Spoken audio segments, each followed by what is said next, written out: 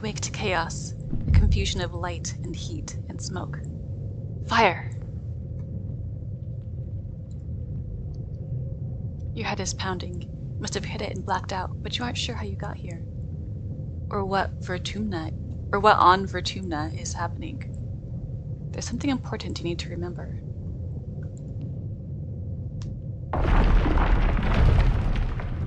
Your stomach lurches as the floor crumbles beneath your feet, then collapses.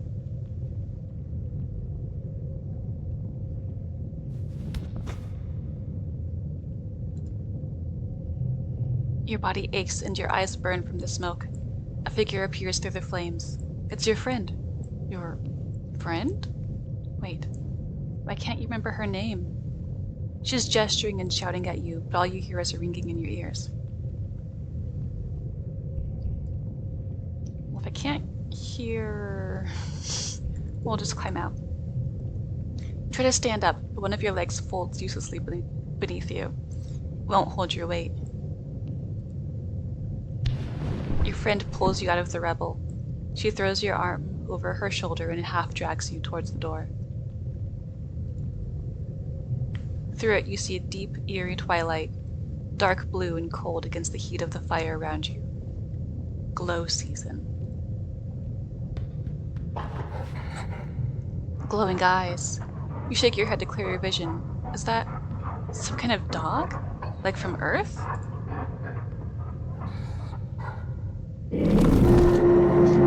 The creature howls and lunges, its jaws open.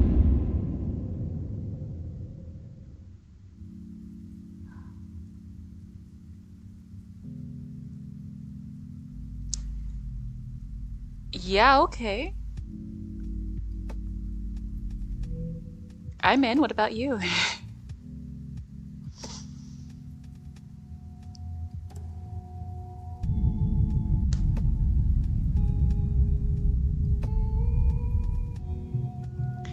You are born on the Stratospheric, Earth's first colony ship, halfway through its 20-year voyage to a wormhole at the edge of the Sol system. Your parents run the hydroponic gardens, which make fresh air and vegetables for the ship. Like the other colonists, they bravely chose to make this one-way journey to the uncharted planet Vertumna 4 in hope they could escape Earth's troubles. They had you the old-fashioned way, merging their genes like they merged their cultures and traditions. They named you...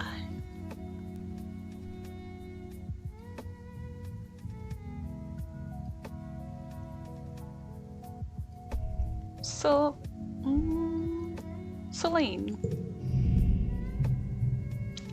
Cutie! You're a bright-eyed child with an active imagination, sometimes too active, your mom says.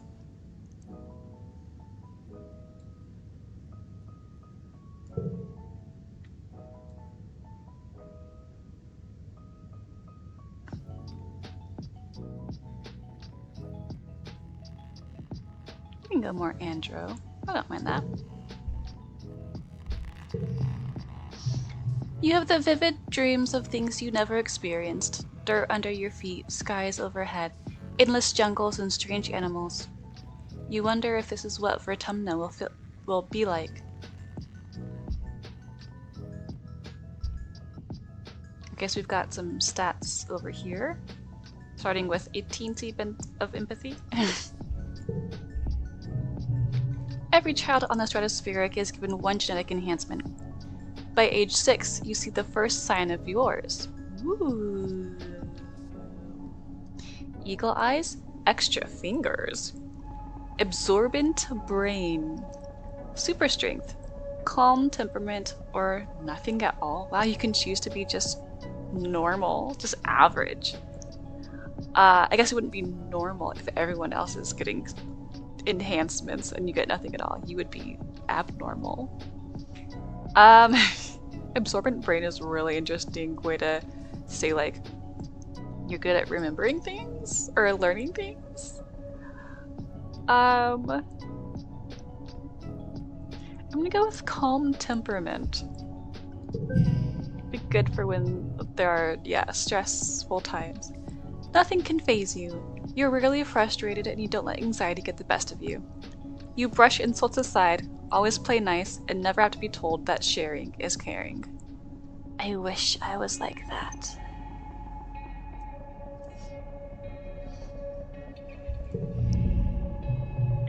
You're especially nice to your friend. Energetic and loyal Anemone. Tough and gentle Cal. Bold and confident Mars. Quiet and adventurous Dis. Studious and mature Tangent. Or shy and sweet Tammy.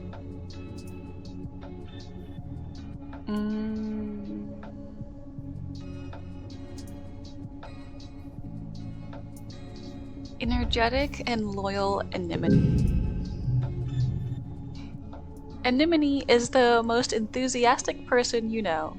Your favorite memory is the time she taught you how to play zero-G sports ball after class.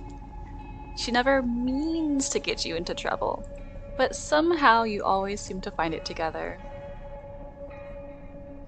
I think that's great. Someone who's very calm with someone who's very energetic balances out perfectly. Ooh, all strength cards under 2 become 2. Nice. Is that the artist? Oh, that's so cool that they put the credits for the artist for the artwork right in the game. That's lovely. Yeah, Anemone. You're 10 years old when the ship finally reaches the wormhole. Professor Hal says it's like a doorway to other star systems, with the planet Fortuna 4 on the other side. You had emergency drills for months to prepare.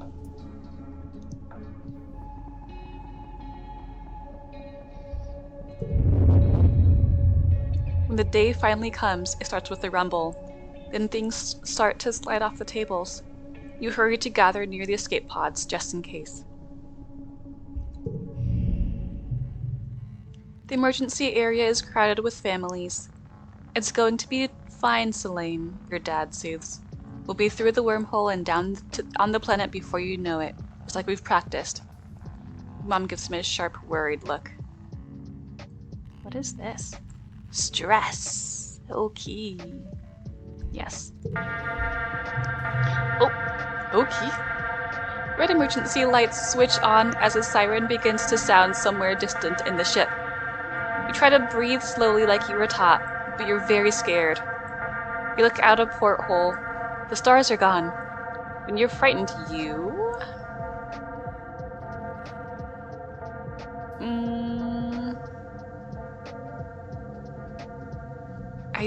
I can't do find a distraction. Huh.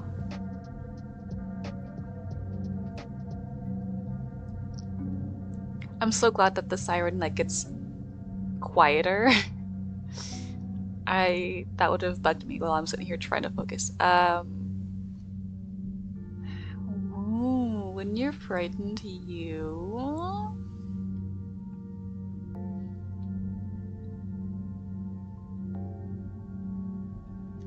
I want to say get in touch with your emotions, because it seems like, right, if someone who doesn't get stressed very well, they're able to figure out why they're feeling how they're feeling and compartmentalize or something like that. I don't know, I don't do it myself. Let's try that.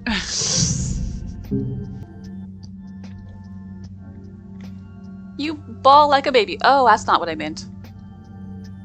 Okay. You bawl like a baby. It feels good. You aren't the only one. Nearby, your classmate Tammy has tears streaming down her cheeks. Mars is trying quietly to console her. She sighs as you're crying, makes Tammy wail even more loudly. Your dad puts his arms around you as you let it out. I gained stress cry. I lost 10 stress. I gained +2 friendship with Tammy, +2 friendship with Mars. Oh, it's a memory. Oh, that's interesting. Okay. You wait. The shaking builds.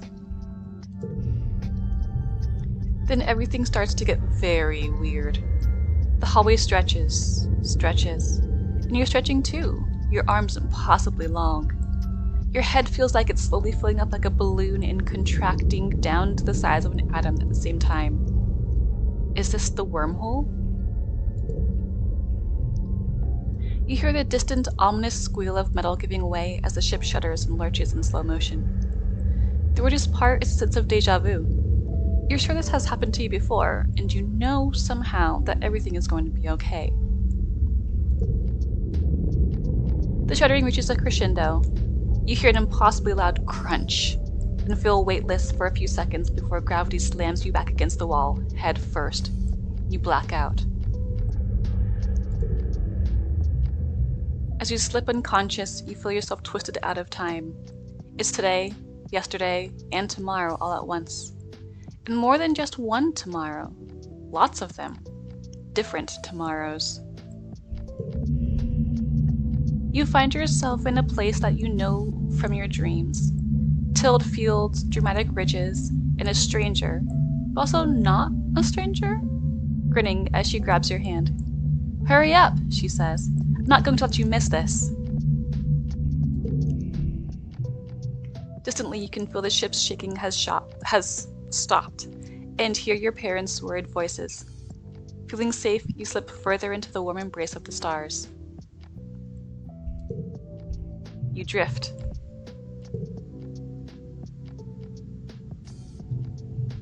Gradually, your consciousness reforms. You wake up in the med bay. The med bed under you plays a soft tone, and an automated voice speaks. 2 weeks have elapsed. The patient's cranial injury has completed healing. They may now be safely discharged. As the fog lifts from your head, you realize something seems different about this room. It's so bright? You try to focus on the window. Something is definitely different. Sunlight, trees, ground? Ground? Instead of the familiar blackness of space, bright light from twin blue and yellow suns is streaming through the windows. You peer out and see fields, glass-walled domes, and walls ringed by giant mushroom-like trees. There are construction materials everywhere, and people walking around outside, on the ground! You better get out there and join them. Okay. Rush outside to start your new life, or cautiously step outside to your new life.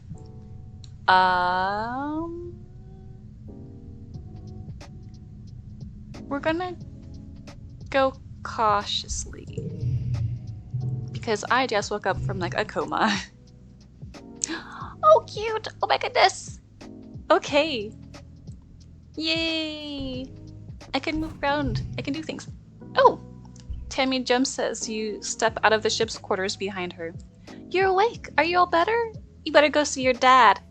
She points southeast towards some geodesic domes. To walk, click on the ground. Click on characters to talk to them. I want to see. Okay, this is all.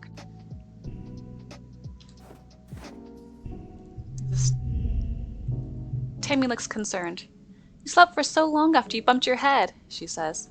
I bet your parents were worried. Your dad is working over in geoponics near those domes. They're called greenhouses. I would go with you, but, well, this is as far as I've been from the ship since we landed. Tammy stammers, blushing. It's scary outside.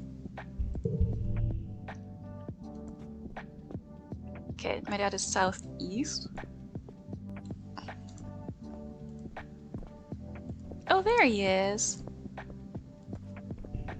I inherited his blue hair. I just realized that. Selene! Your dad gives you a big warm hug. I'm so happy you're finally awake. Dr. Instance thought it'd be best to keep you asleep while your noggin healed. Your mother and I thought you might sleep away the whole year, my little snoozy gooseberry. He checks your head and looks relieved. He was clearly very worried about you, but covers it with jokes and smiles. Oh, you love your dad. Or, he's so embarrassing.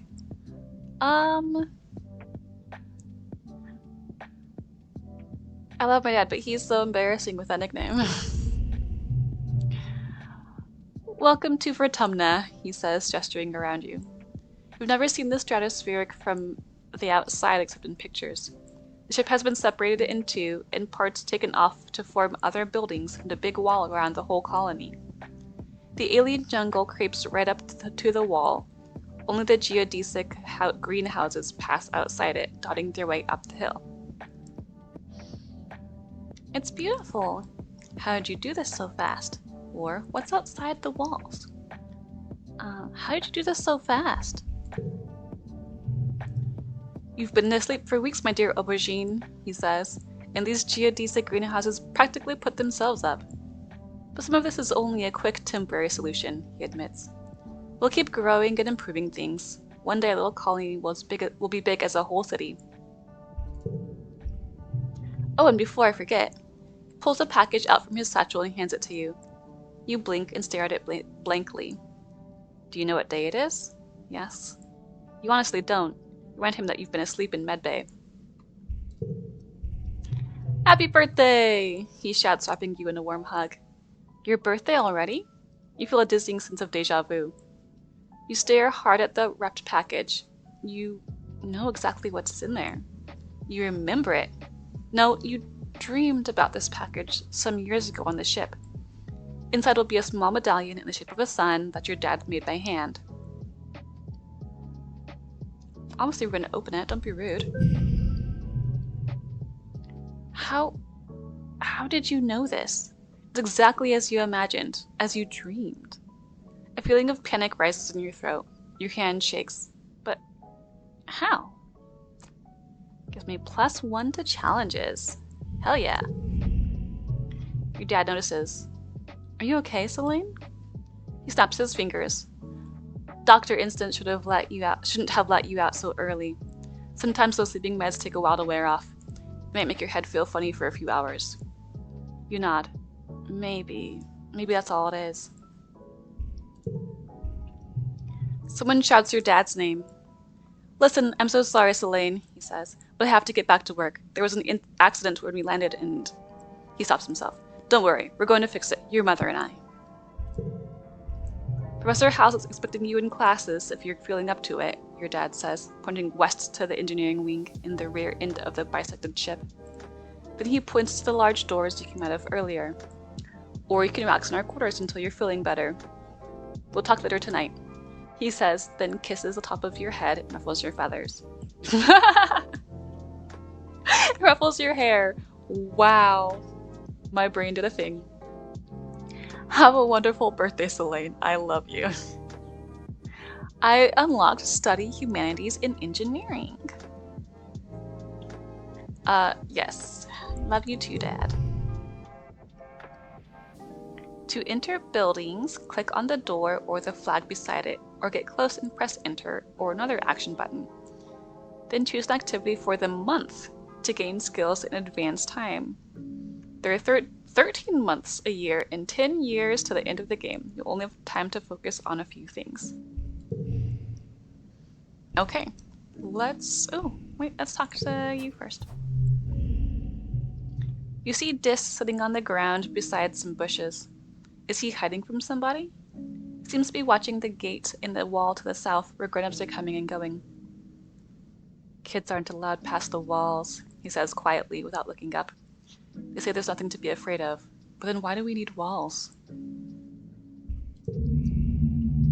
You stare at the gate and have the sudden rush of memories so strong you think you might faint. You imagine something crashing through the wall, something enormous and dark and wriggly. For years in space, you've had half-remembered nightmares of monsters, of your ship being destroyed, of sifting through wreckage that used to be your home, trying to find something. Your dad always told you the dreams weren't real. Breaking you from your daydream, Dis whispers, I think there are monsters out there. I believe you. No, you don't, he says. You're being sarcastic, I can tell. Nobody believes me. He turns his back and ignores you. Alright, I'm leave him alone. Well, you tried. This is so sensitive about being teased.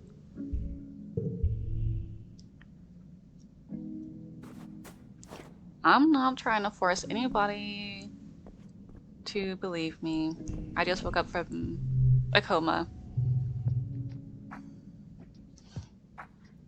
This is the geoponics area. Oops. Greenhouses have different biomes inside, growing plants from the earth that might belong in a desert, jungle, or temperate forest. Some are so delicate you have to spray off any germs in an airlock before you can enter. The seasonal garden outside is dotted with blue nobodies, little flowers with what look like wriggling creatures stuck inside each one. A sign explains it's a decoy meant to attract some kind of flying predator to come pollinate the flower. Interesting. Okay, oh, Dad said west. West is where school is. Let's see who we find. Oh, is this? Hey, it's our bestie. Hiya, Selene. Anemone seems really at home here. She's rolling a sports ball around with her foot, making patterns in the weird blue snow. This stuff is different from the snow on Earth, she tells you, because it isn't cold. But it's still neat, and you can make stuff out of it.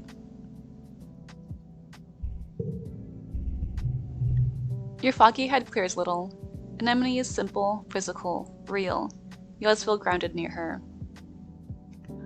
What are you making? Have you seen any monsters? Why aren't you in school? See you later. Why aren't you in school? She smacks her forehead.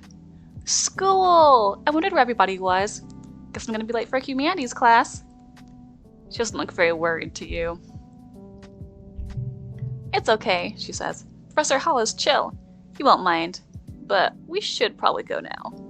She grins and starts running towards engineering. Hey, race you! No fair, she's getting a head start. Ha, I'm gonna get there first. This is engineering, right? Yay.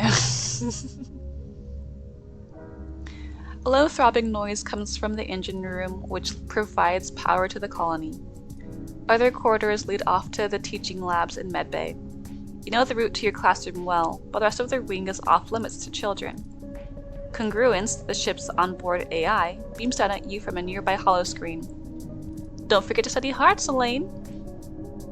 Pick an activity to do this month. Study life sciences, study humanities, or leave. Okay, so we're gonna learn. Oh, here we go. +2 biology, +1 reasoning, +15 stress for life sciences, +2 creativity, +2 persuasion, and +15 stress for humanities.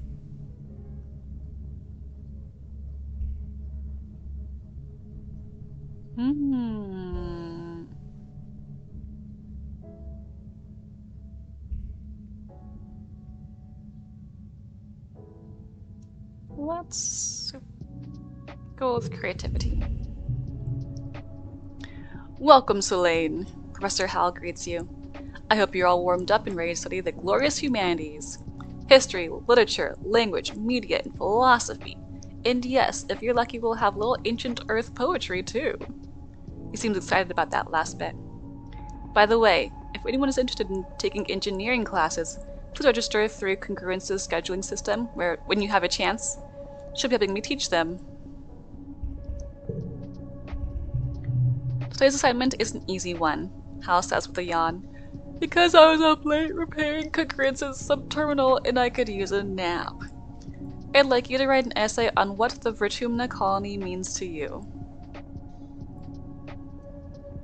I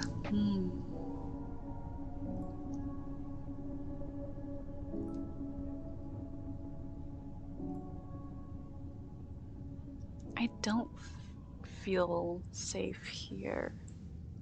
I keep having creepy dreams of death and destruction and chaos. My friends are all here.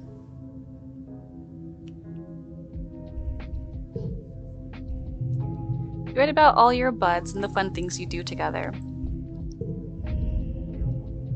When Hal wakes from his nap, he asks a few students to read their essays to the class. Mars is annoyed that you hardly mention her. Well, you aren't really friends, so... Oh, hello. Okay. When you work or go to class, you'll play a quick card challenge as the month passes. Move cards to fill the 5 panes and make the best hand you can. Yes, order matters. If your total in the circle on the right reaches the goal value, you win. Oh no. Depending on your cards, some challenges can't be won, but you still get a reward for doing your best. Yeah, I can't win this. I only have a total of 2 in my hand. Bonus for flushes, same color together. Bonus for pairs, same number together. Bonus for straights. 2 more. The more cards in a flush, pair, or straight, the higher the bonus. Okay. Okay. So I could...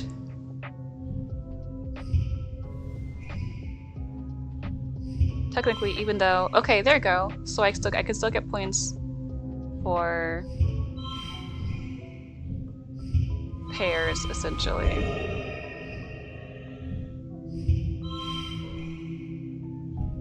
I win! Ooh, I got extra +1 creativity. And I only got +12 stress. Your skills increase when you work or go to school, with extra skills if you win the challenge, and a kudos bonus if you make the highest scoring hand with your cards. Working also increases stress, which prevents you from working if it reaches 100. To relieve stress, take a month off to relax in the quarters wing.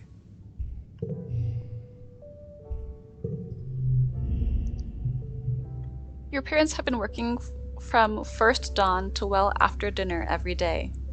You know growing food is an important job, and it's vital to get crops in the ground right away, but there seems to be something more than that. It's such a change from growing up on the stratospheric when you saw them all the time. You stay up and wait for them at night before going to bed. Though you can tell they're exhausted, they make an effort to spend time with you.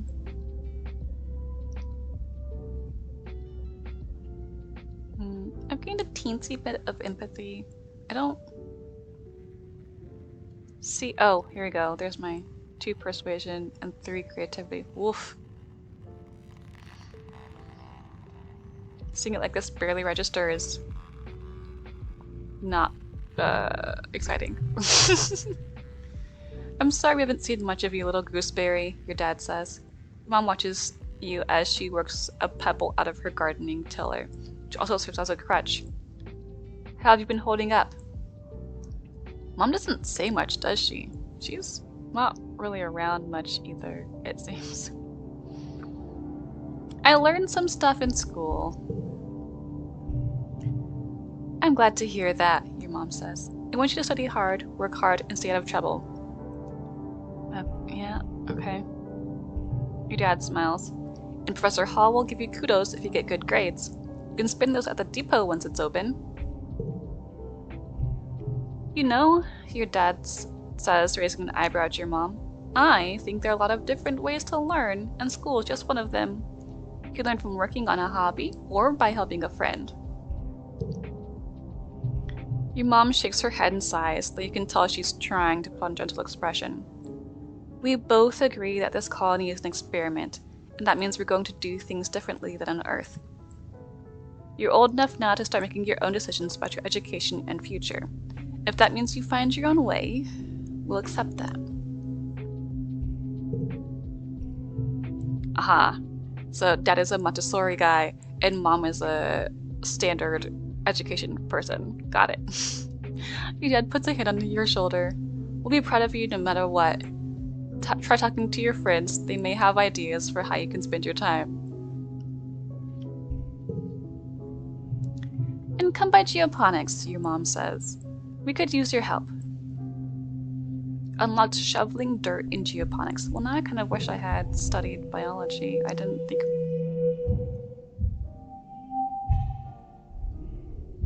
Interesting. The quiet season. Okay. Well, hey, bestie! Also, what is this place?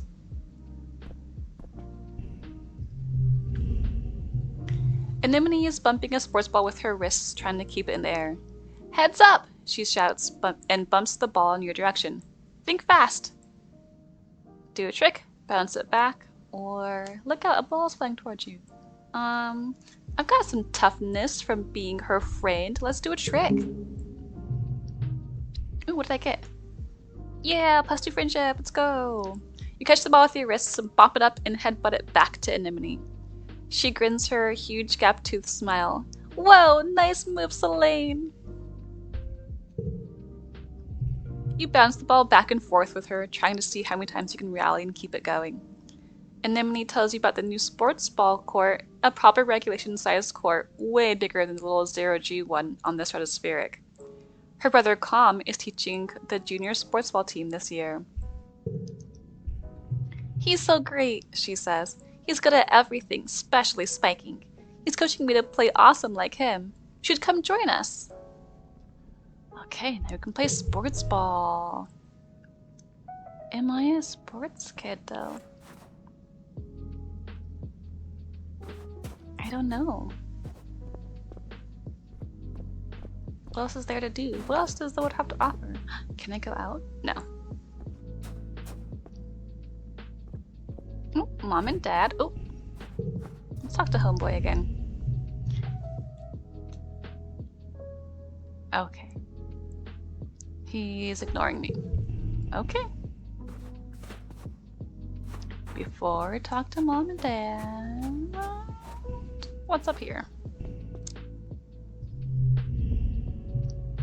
A sharp whistle interrupts your thoughts. Hey, Selene! Mars calls out to you. Come here, I have a job for you. You walk over to Mars, who's sheltering from the snow under the ship's overhang. It's so gross here, she complains. This spark snow would ruin my good clothes. At least on the ship we had climate control. Ugh. Tammy made me some soy sweets, but there's no way I'm going out there in all of this weather, she continues. Since you like running around in it, could you fetch them for me? Absolutely not. Go get them yourself. Mars huffs and rolls her eyes. Ugh, I don't even know why I asked. If you ever want to actually be useful, go talk to Administrator Seek, she says, gesturing to the door to the commander behind her. Looking for people to work delivery, and I'm just like, ugh, no? I'm way too busy.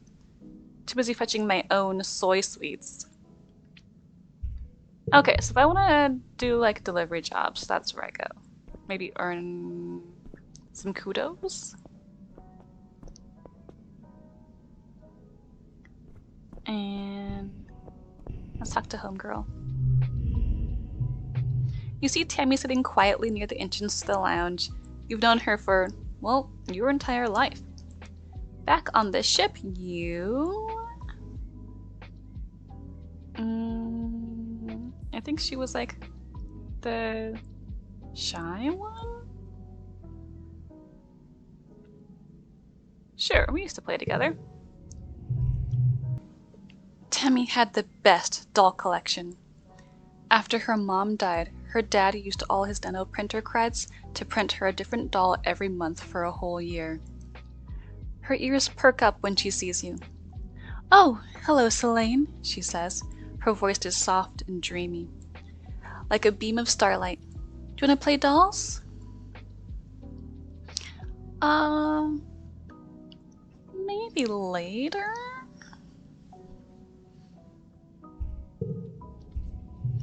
Tammy nods enthusiastically, her ears bobbing up and down. Okay, Selene, we'll play later. Kind of hope she doesn't hold you to that. Alright, back to Mom and Dad.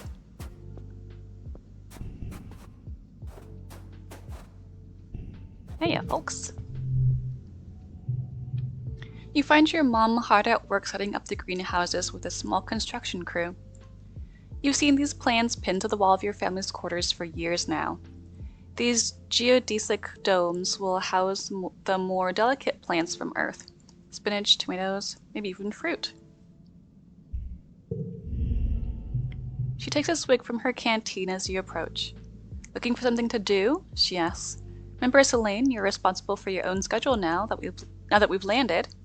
You can decide how to spend your time, so as long as it's productive. She points towards the engineering wing in the back half of the stratospheric severed frame. Professor Hall Professor Hall still expects you in class, but a well-rounded education includes practical application. You're old enough to help with the work around here. She claps her hand on your shoulder. I've got another minute. Anything you need to know? Oh, lots of questions.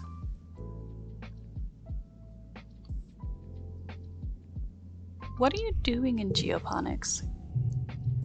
She looks down and nudges at a sprout growing between her feet. It's green, the color of earth plants. We're doing our best, she says, but it hasn't been easy. I just hope the potatoes and corn can handle the weather here, she says, glancing up at the sky. I hear it rains like hell in the wet season. She takes a long look at you up and down. You're growing fast, Selene, but you're still too young for real farming. Instead, well, there's a lot of soil that needs to be hauled. Seeing your disappointment, she nudges you on the shoulder. Don't pout. It'll help build those muscles. You'll need them now that we're out in the real world doing real work. Out here, we've got to rely on our physical strength. She flexes her biceps. Your mom is really strong. Yeah, I can tell. Mom is fit.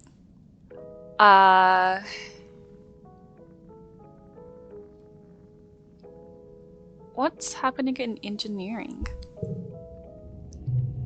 How's teaching classes on life science, engineering, and humanities? If you pass all your tests, maybe he'll let you work there in a few years. Your father thinks you're old enough that school is optional. I don't agree, but I'll be honest with you, she says, gesturing to the fields. We do need every pair of hands we can get. If you want to work with me here in geoponics, I'd suggest studying life science. If you don't have a good grasp of biology and ecology, I'm going to stick you on shovel duty.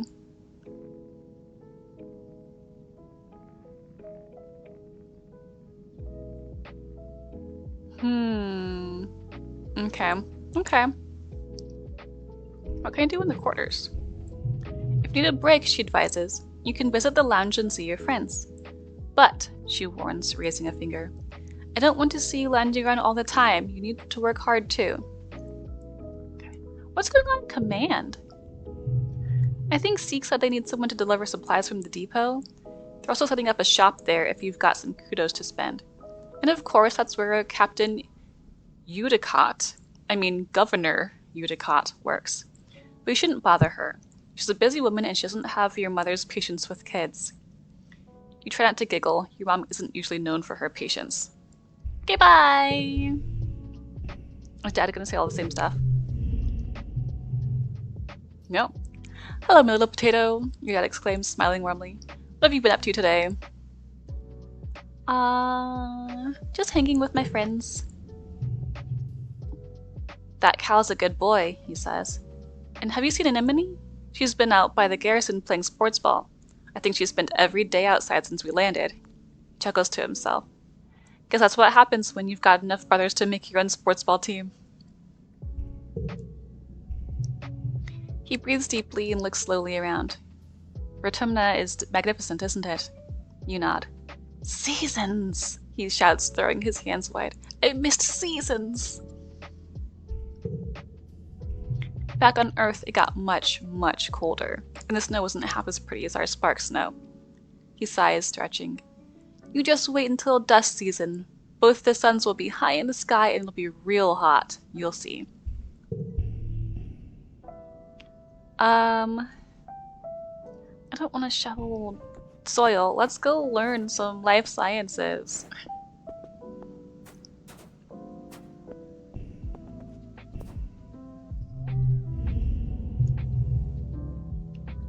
A low throbbing noise comes from the engine room, which provides power to the colony. Right. Okay. Study life sciences. Good afternoon, my burgeoning biologists and up-and-coming chemists. Professor Hal welcomes you back to your old classroom. This afternoon we'll learn what I like to call the wet sciences. He gestures to his hollow-projected lesson plan. Biology, chemistry, medicine, ecology, and geology. You'll learn a little bit of everything with opportunities for further study in your favorite field. If you're looking for something a little drier, try registering for engineering classes.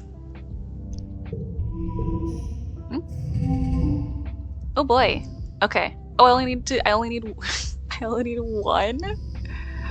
Okay.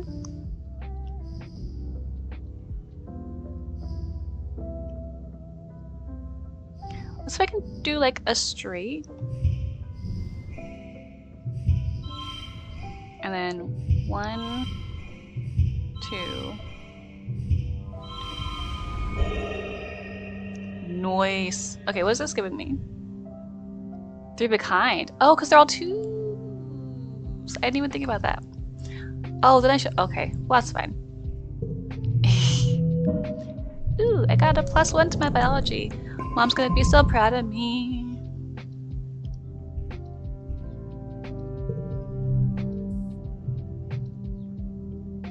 Okay. This week you had a few more bouts of deja vu, remembering what somebody is about to say or do just before they do it. Sometimes they actually do it, but not always. This morning you were sure Professor Howe was going to trip on the uneven floor in the cafeteria and spill his plate of hash browns. You even told Mars to watch. He didn't, though. As Professor Howe walked away, his hash browns safe for today, Mars called you a liar and a dummy. At night, your dreams are all mixed up with stuff that you know can't be real. You're chased by monsters the size of buildings, only to be saved by strange people you never met. You're holding hands with someone you love. You're crying as you help lift a shrouded body into the colony recycler. Everything seems so familiar. When you try to recall their faces when you wake up, they're smeared in your memory like wet paint. But what if? What if those things haven't happened yet, but they will someday? Anytime you try to tell someone, they think you're playing a trick, or that you're sick and need to go to medbay.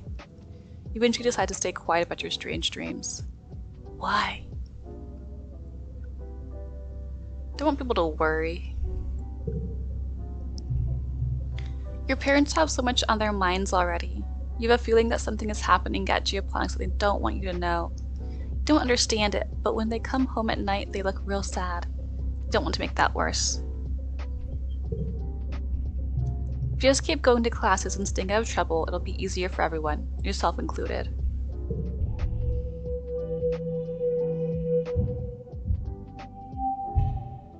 Wait, quiet. Hey, girly. Tangent is hunched over her hollow palm, frowning and poking angrily at the air. She speaks without looking up at you. Professor Hal wants us to prep a list of native flora with pictures. There should be a catalog on the colony HoloNet, but I can't find it anywhere. Plants? Tried looking outside? She looks down, then up, and squints her eyes at you. Was that a joke? Well, it's not funny, Selene. I need to finish this bio assignment so I can start on the engineering lab after lunch, and then I have a physics quiz study for. She rolls her eyes. If you want help, go kick a ball or something with the other kids. As you inch away, Tangent has already forgotten about you and is back to her hollow palm. Alright.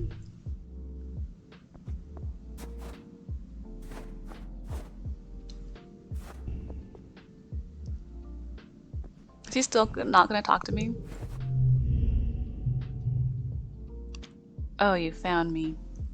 This is adjusting better than you expect. Dis is adjusting better than you'd expected to life on the surface. He's already found new places to hide and do whatever he does out here by himself.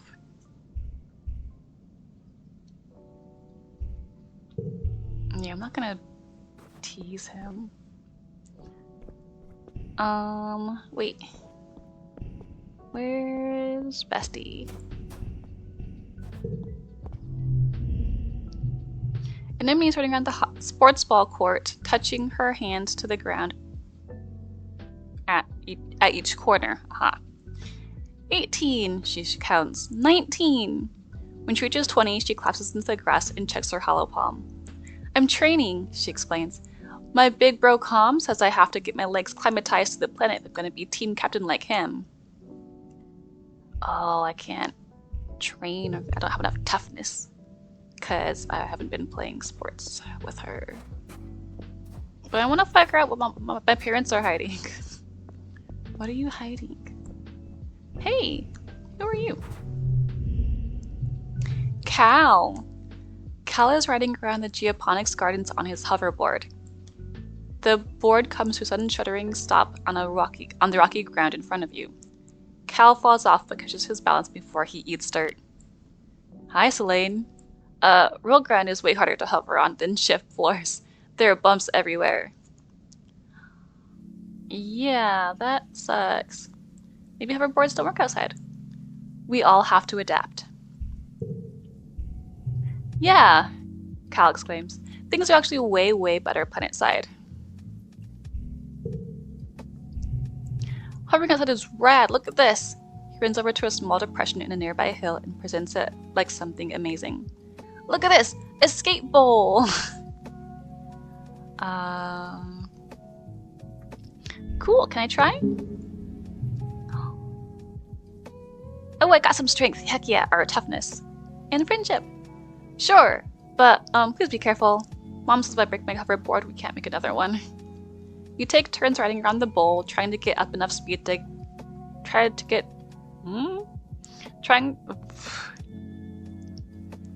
You take turns riding around the bowl, trying to get up enough speed going down one side to come back up the other. You don't land any tricks. It's hard just staying on the board with this uneven ground, but it's still fun. Talking is hard too. Alright, let's shovel dirt, I guess. But I'll get some strength and friendship with Cal. Oh, I guess maybe Cal is helping? It's your first day in the glorious world of agricultural soil conveyance. Oh boy. Good morning, Selene. Looks like you're working hard for your old lady. Hope you don't expect me to go easy on you just because you're my daughter. Woof. I hope you don't expect me to go easy on you just because you're my daughter. She walks you around the geoponics wing and points out where everything is. Your job is to move sod, compost, plants, garden waste, and equipment from one place to another. Get comfortable with this, she says, pushing a squeaky, old-fashioned wheelbarrow towards you. Now, any questions before you start moving that dirt? Don't we have machines for this? The construction crews already claimed all the hover lifts, she says, shrugging.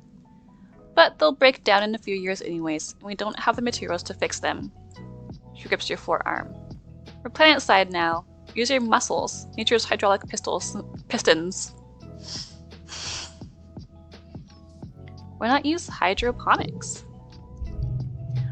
On the ship, we grew most of our plants with their roots in the water, and it's true it was more hygienic this way, your mom replies. She brushes an insect off her arm, which lets out a squeak of objection. But hydroponic systems use way too much energy. Here, we have to grow as much as we can the old-fashioned way. Alright. Where do I move it again? From over there, she points to a dirt pile, to there! She points to an identical dirt pile 10 meters away. She sees your confusion. We had some very precious soil from Earth on the ship, full of all the nutrients and bugs and bacteria our plants need to grow. But it was lost, she sighs, in an accident. Now we have to make more from scratch using Vertamnin soil. This is part of the process. Let's get to work. That's my girl, your mom says, slapping you on the back. You stumble a little. You Your arms start to ache after the first half hour of work, but you keep going. By the end of the month, you feel utterly drained and exhausted. And good somehow.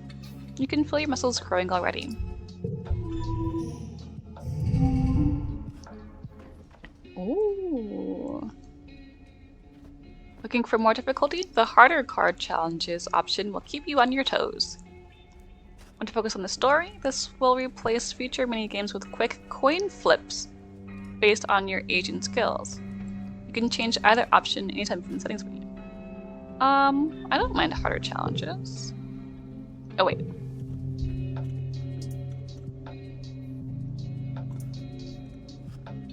Am I toggling it? Is it off right now and I toggle it to turn it on? Or do I toggle it? I'm confused. Wait.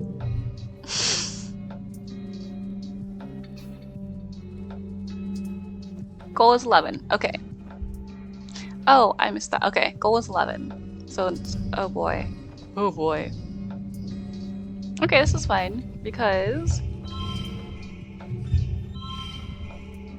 we're doing all the same number. Got it, just barely. Ooh, I got some extra toughness.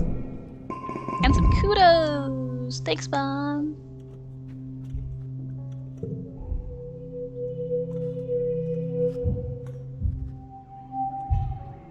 Early pollen. Alright. Wow. Oh, it's so hazy.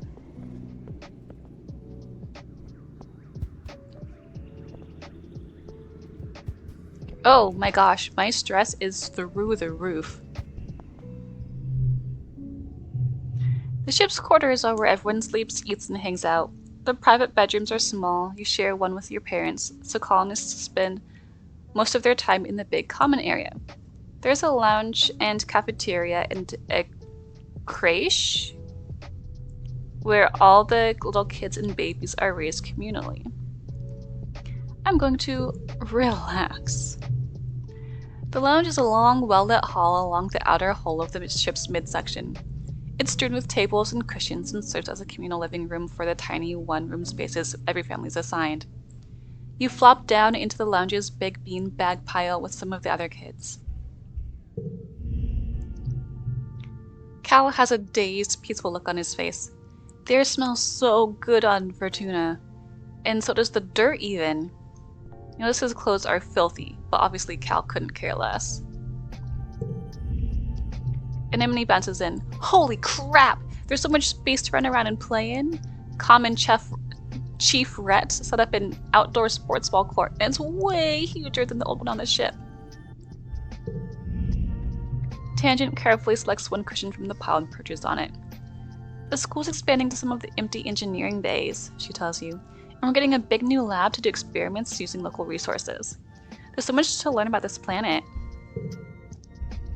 Anemone rolls her eyes, but Tange continues. We shouldn't forget our studies just because we've landed, she says primly. I want to... Ugh, school. Let's play outside. Oh wow, the shift of friends. They're like, yeah, we like outside. Selene is...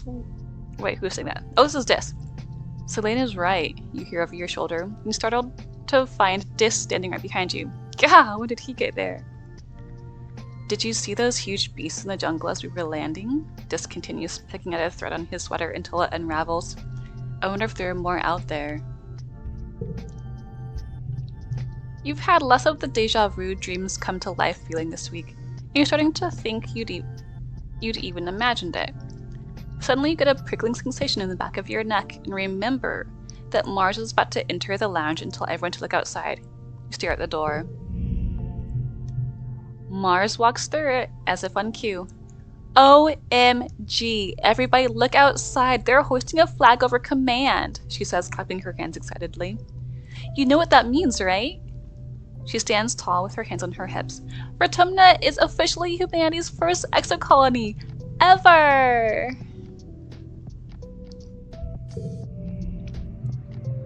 You look out at the flag feeling dizzy and silently mouth the words along to what she says next. You remember this moment so well. "This is history, kids!" she exclaims, wrapping an enemy and tangent under each arm. "And we were there!" That's a bunch of flags. I was looking to see like a singular flag of whatever the colony is. That's just every flag they could find, I guess.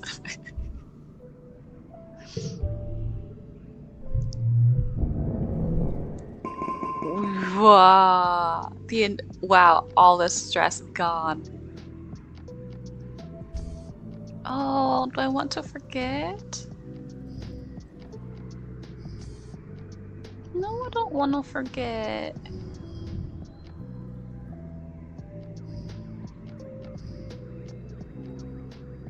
I'll lose some toughness if I forget crawling, and I'll lose some brain stuff. I barely have any brain stuff.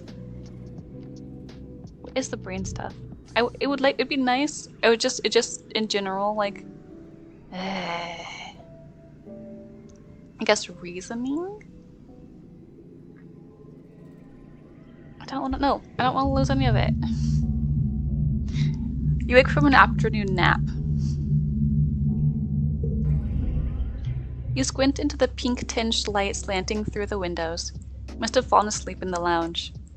Tammy's shadow follows across your nest of pillows. "Oh, I'm so sorry, Selene," she says, giggling.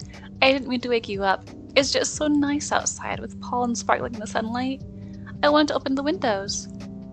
You open your eyes barely. Ugh, you're having the weirdest dream. Since you're awake, you should visit the cafeteria. Auntie Sedent is making a new kind of candy. She says it's made of cotton. Isn't that weird? I have to go tidy the creche first, but I'll meet you there. Save some for me, okay? Tammy skips off towards the creche, humming to herself. Yeah, go get that free candy! In the cafeteria, Auntie Sedent is cheerfully handing out masses of pink candy, puffy and soft like clouds. "Oh, Selene," she says, handing you a wand with some candy spun around the end. "Here, try some of this. We used to have it on Earth." You pull off a piece and give it a taste. It's so sweet at first that your mouth puckers. Never tasted anything so sweet and so real. It's not at all like the soy sweets that the kitchen nanoprinter can make. It melts in your mouth, leaving a gritty residue on your tongue. You wait until everyone is gone, but Tammy never shows up. You look down at the cotton candy in your hands. It's wilted a little from the humidity, but it's kind of like her hair, you think, pale, pink, and so soft. You keep some to give to her later. You're relaxing in your family's quarters after dinner. Your mom had to run off on some kind of council business, so you and your dad are playing a holo game together. When you're just about ready to head off to bed, your mom returns. You can tell from the defeated slant of her shoulders that something has gone terribly wrong. Your dad starts to ask her what happened, but she waves him away and approaches you. She sits down and takes your hand, holding it between two strong, dirt-greased ones. "Selene, I'm so sorry to have to tell you this," she starts. Her mouth quivers as she swallows, working on her next words. "There was an accident this afternoon in the creche. Your classmate Tammy has died."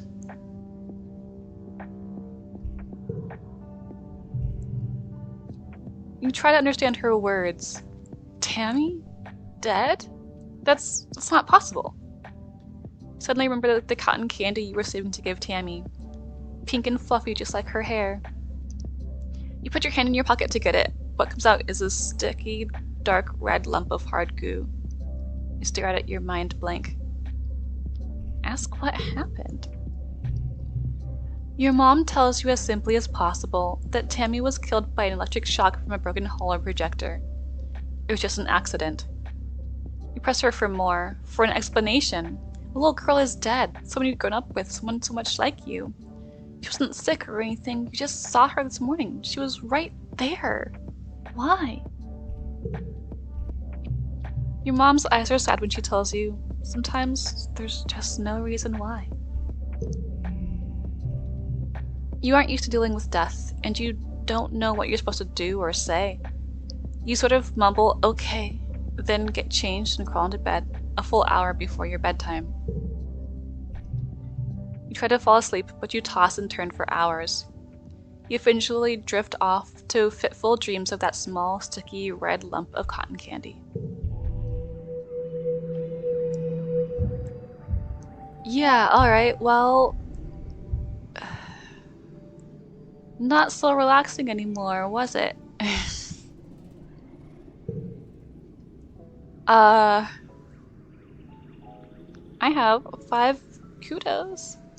And 48 out of 100 stress now. What is this? Rebellion. Interesting.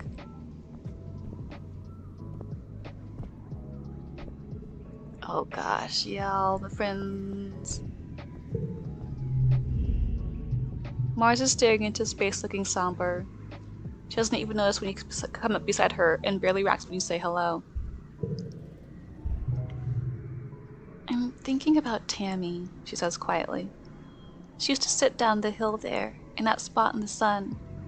Every morning she'd just sit there for hours in the sun doing nothing, just being happy. You stare down the hill to the spot near the entrance to the quarters. You can imagine her there working on some little craft project, humming to herself. I miss her too. And now she's dead, Mara says, making a face. How's that for fair? Of all the people, how come it had to be my friend? You don't have an answer. You've never heard Mars call Tammy her friend before. But of course she was. Tammy was everyone's scared little sister, even though she was older than most of you. Mars clicks her tongue. Oh yeah, Administrator Seek is looking for you. I guess they need someone to do delivery jobs. She waves vaguely at the door behind her, distracted by her thoughts. Oh, what is this? A Xeno egg? Oh great. And it's just on my person now, I guess. Before we go do that... You know what? F that noise. Callus, oh my god, look at his face! Callus sitting in your mom's flower garden with his face in his hands. He's clearly been crying all morning, and probably all of yesterday too. He and Tammy were really close.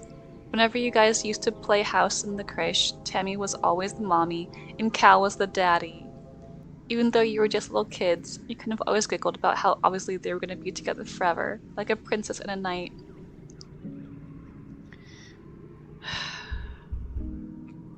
I miss her too. Me too. He sniffs, looking up at you. You can see how puffy and red his eyes are. Me really, really too. Tammy always liked these flowers, he mumbled. Sometimes I picked some for her. He runs his hands over the pretty white flowers. Don't tell your mom, okay? Tears well up and slowly leak out of his eyes. He doesn't even blink, just stares at the flowers as the tears run down his cheeks. You decide to give him some space. Oh, baby. Alright, gotta go talk to Anemone. Where's she at? Where's she at? There she is. Oh, nothing to say? Oh, there you go. Anemone is chucking rocks at the stratos, sending metallic clangs ringing through the colony. Stupid planet, she yells. Stupid creche, stupid spaceship. She bends down to pick up another rock, but instead just sobs and braces her hands on her knees. Stupid everything. Why'd you have to die? It's not fair. Kids aren't supposed to die. Yeah. I was gonna ask if you wanted to play, but that's fine. Can you believe Tammy died?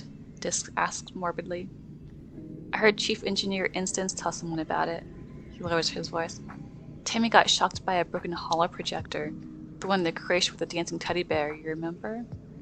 When she touched it, she got chucked all the way across the room. He makes a ceiling motion with his hands. And bam! she said before she even landed. Really? Just suddenly looks embarrassed. Yeah, I mean, it's too bad she's gone. She was nice. He tugs at the sleeves of his oversized jacket, but it's kind of a cool way to die. That's one way of looking at it.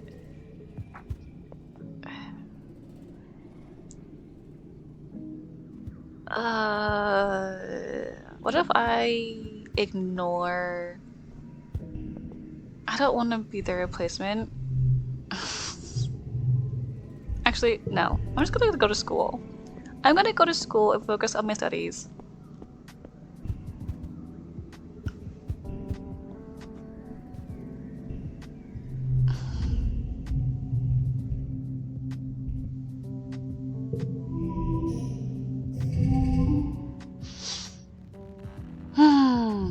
Okay, my goal is 9.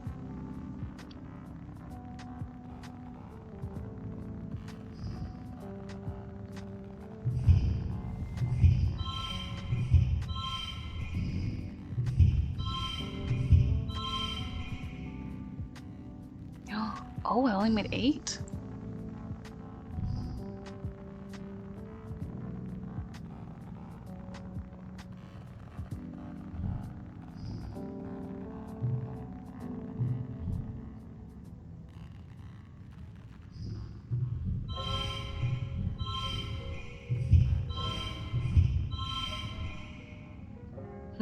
Either way.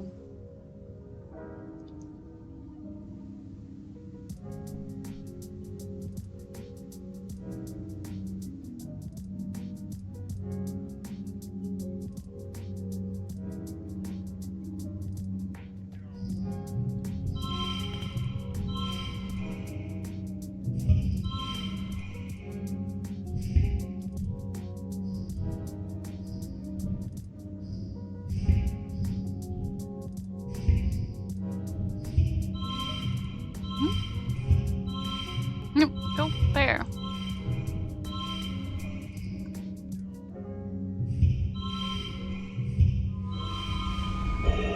Haha, I figured it out.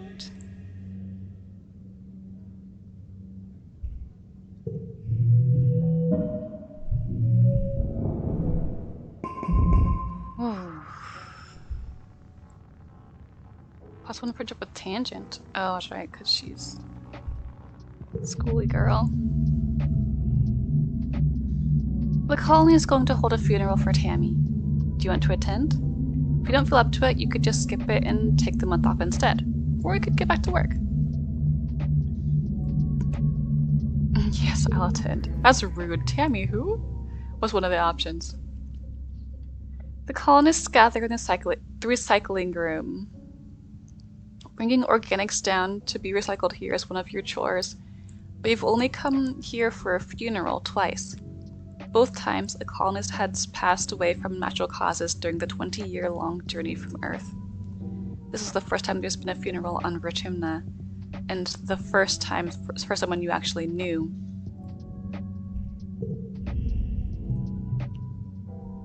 The mouth of the organics recycler has been polished, and a wreath of yellow flowers placed over the opening. Inside you can see a shrouded figure, Tammy's small, fragile body. Tammy's dad, Uncle Tonin, is here, as well as your parents and antecedent, and the rest of the council. Cal is here with his mom and her partners, already crying in their arms.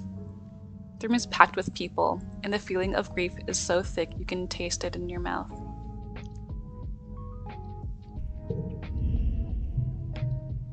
Governor Udicott stands before the assembled crowd. There are no words to ease the pain we feel today, she begins solemnly. There is only the sad company of those of us left behind to share the burden of that grief.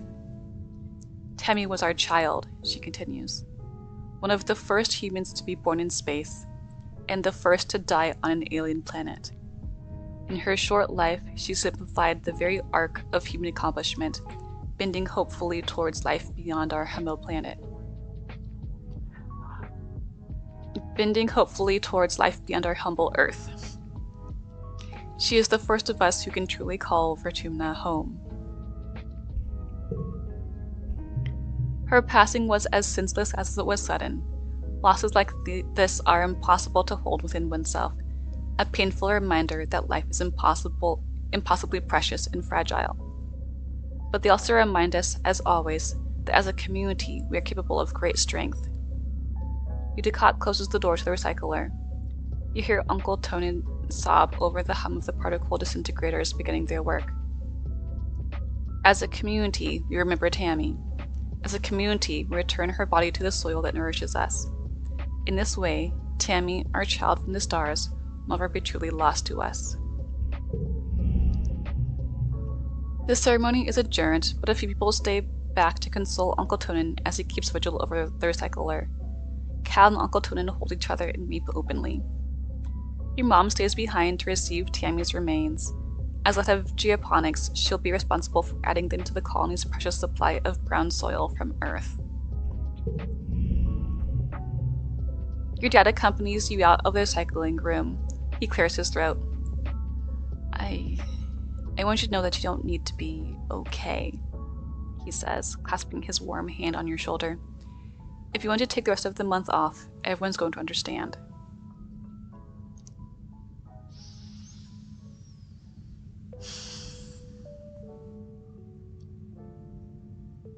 I'm gonna go back to school. Hey, I lost some stress. You feel better just having said goodbye. You didn't really know Tammy that well after all. It's sad that she's dead, but you have to move on.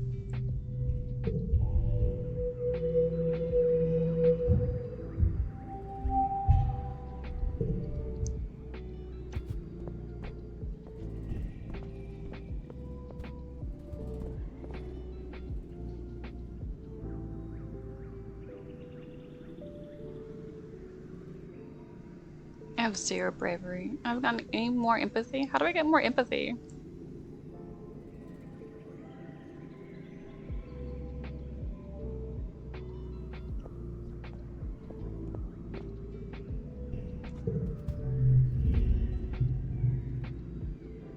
Cal gives you a sympathetic smile. Hey, Selene, he says. We'll be okay. Okay.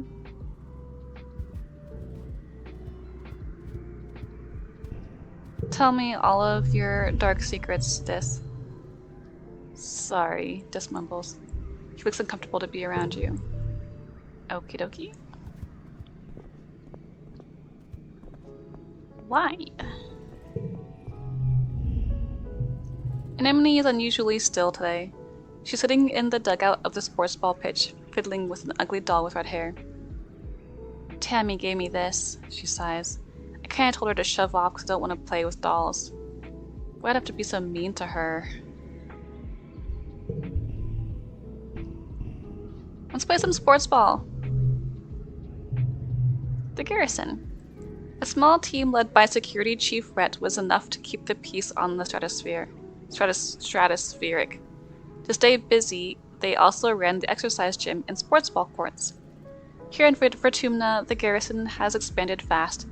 They're building a huge wall around the colony and have an outdoor firing range and a big covered dojo. Best of all, a regulation-sized sports ball court. Let's do this. Aha! This is break-in bravery. My goal is 12. Anemone's loyalty.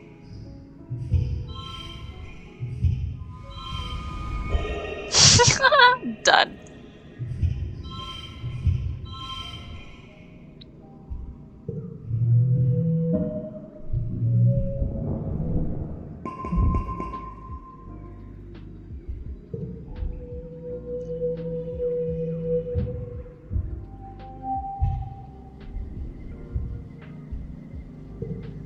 Okay, where did they say we can spend our... Oh, she has something to say. Selene, Tangent says, approaching you with purpose. We need to discuss my brother. Who, Dis? Yes, Dis, she says impatiently. I need to figure out where he's been disappearing. Ever since we landed, I barely see him anymore. He doesn't even come home at night sometimes, and She trails off and looks at her feet. I'm not on very good terms with my brother as of late, but people are becoming worried. You get the feeling Tanja's the one who's worried, but she doesn't want to admit it. I'll talk to him.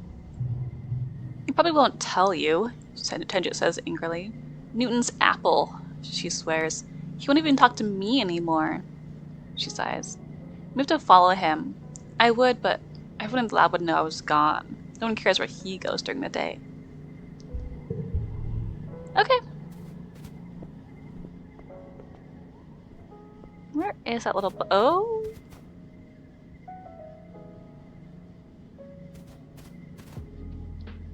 Hey.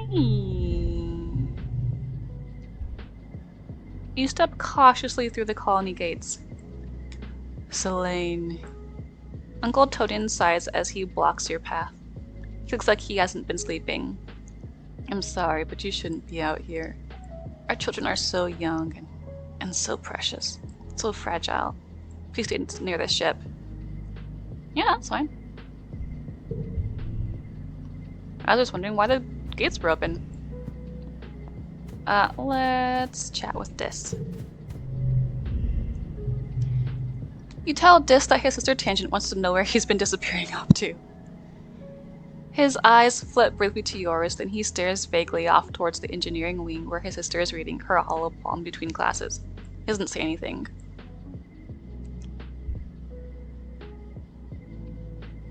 What do I need for this? Friendship. Right. I've been trying. She's worried about you. She doesn't care about me, he says sullenly. Tangent says words she'll get in trouble if I don't come home one day.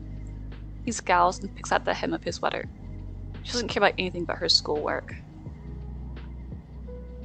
I'm not gonna bully him.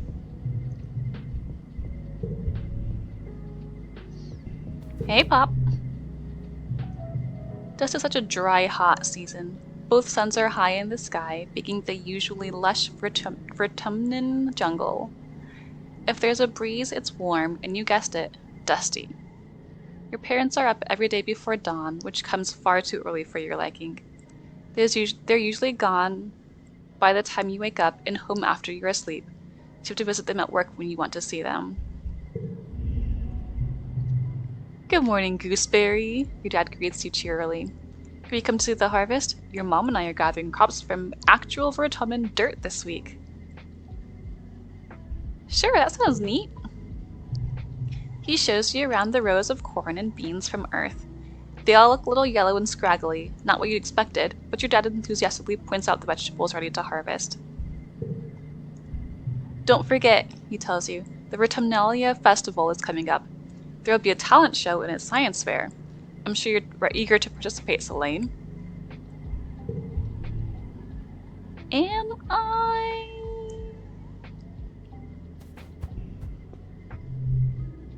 Maybe if I can do something more than shovel dirt. I'll gain more toughness.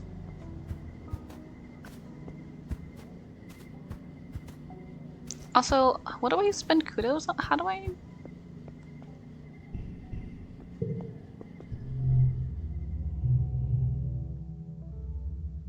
Ooh, wheat.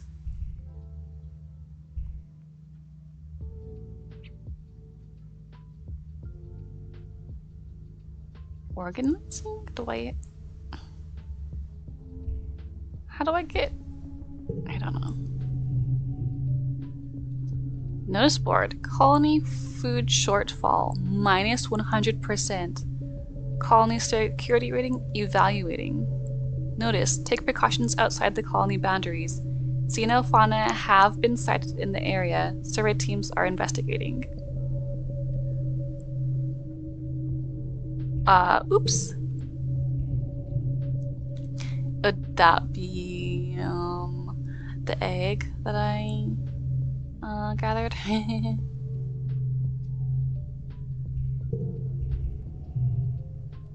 Wait. So I can't apply to deliver... Oh. Chief Administrator Seek greets you at the depot. Look up and down. Selene.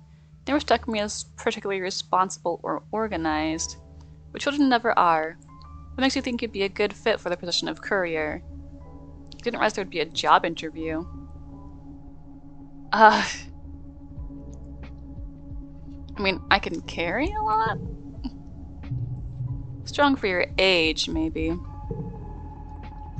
Lucky for you, you're the only applicant this week. You got the job.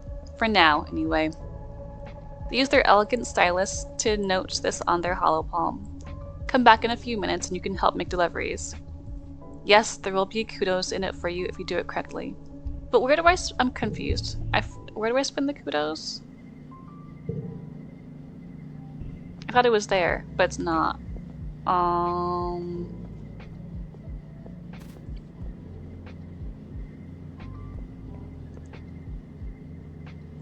Is there a... Oh.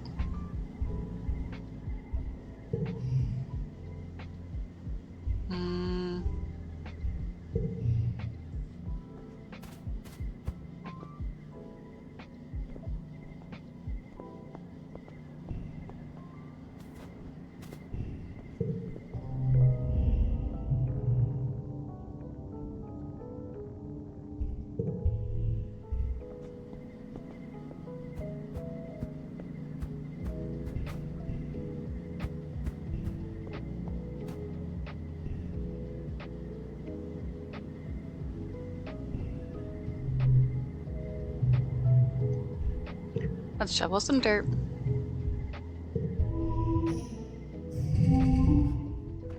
Need 13. Okay.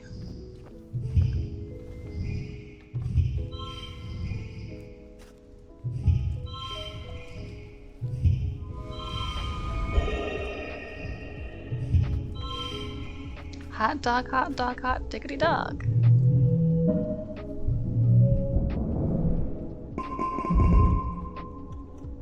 But I need to relax. It's time for Vertumnalia! Udicott and the council have called a festival to celebrate life here on the planet Vertumna. Everyone gathers in the colony square to hear Governor Udicott's speech. In Earth's history, Udicott begins, then clears her throat and waits for everyone to quiet down. In Earth's history, Vertumna was known as the god of seasons, change, gardens, and fruit. It's no coincidence that our forebears of the Vertumna project chose to take on such an auspicious name in the hopes of seeding future bountiful seasons of humanity. We will continue this tradition of Vertumnalia, of Midsummer Festival, to celebrate our Vertumna, this lush planet upon which we find ourselves today.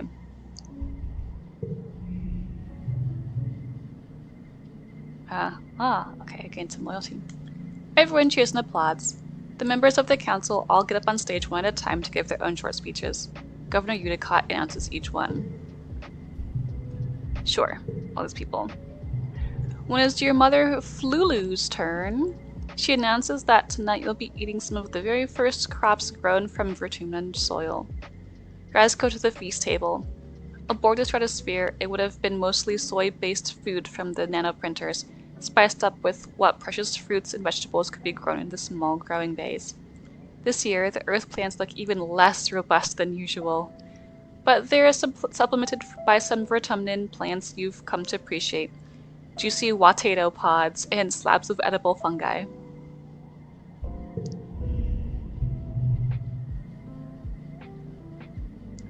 Udicott takes the stage after everyone on the council has said their piece. What is a festival without festivities? She asks. Professor Hall and Security Chief Rhett have organized a 3-part competition for the kids. Good luck, children. Which one do you join? Well, I can only do bot wrestling, which sounds pretty dope, actually.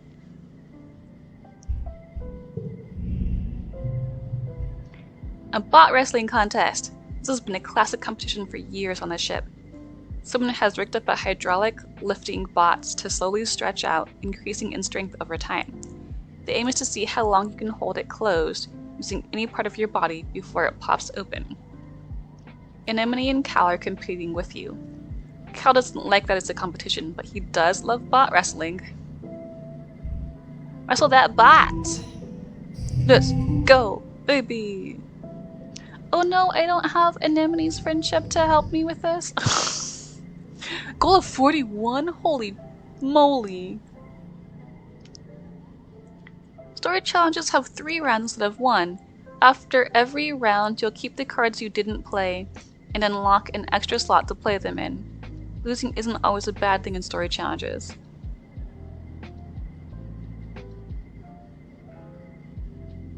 Okay.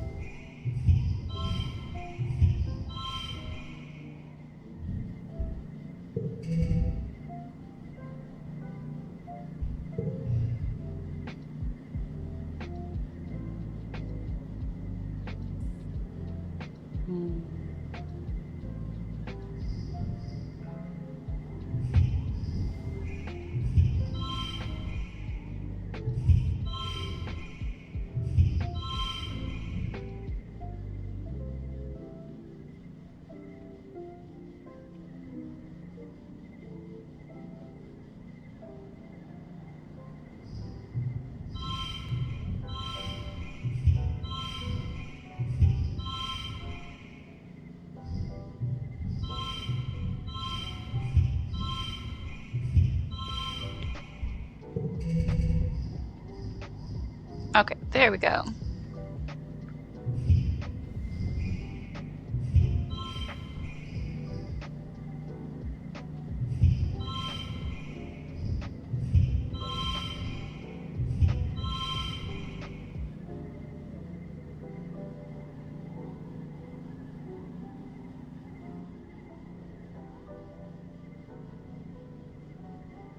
Yeah, that's what I can do. I lost 1 stress, and I got a kudos. Oh, that's Anemone's brother? Okay, hang on. Anemone's brother Calm is the judge and awards bonus points for techniques as well as brute strength. You sit on the hydraulic bot and use your weight at first, but it wobbles too much and eventually tosses you off. Anemone uses a strong leg hold technique and lasts 30 seconds longer than you do before the bot finally escapes her grip. Calm declares her the winner. She offers you her hand, then pulls it back at the last second before running away, cackling. Maybe next year. Ooh, I got 50 relaxation. After the festivities are over, everyone takes time off for a much-needed break. During the fierce heat of dust, a few days rest is exactly what you need. You feel refreshed. Yeah. Nothing takes away stress like wrestling a bot.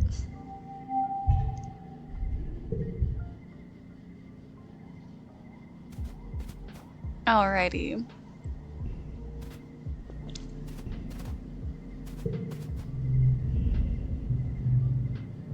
This is listening to his hear speak, completely ignoring you. Put yourself in his field of vision and he scowls. What do you want? Leave me alone. Does this interest you?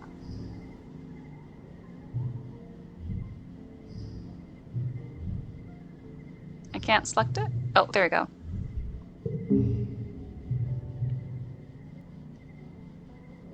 Oh no. But okay, I gained some friendship with him though. Thank you, Dis says, clearly unsure about how to react. I'll, find something to do with it. Dang, okay. Well, okay.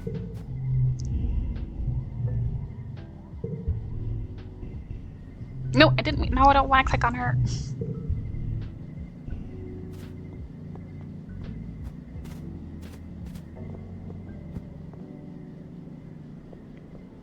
I know I'm supposed to go work or whatever, but I'm gonna study humanities. I don't like that I don't have much smarts. It's impossible to partner with either Tang or Mars for group work this month.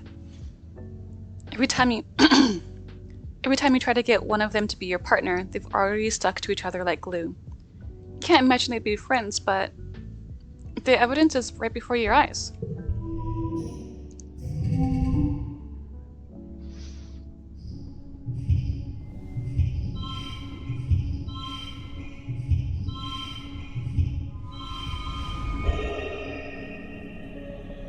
Winner, winner.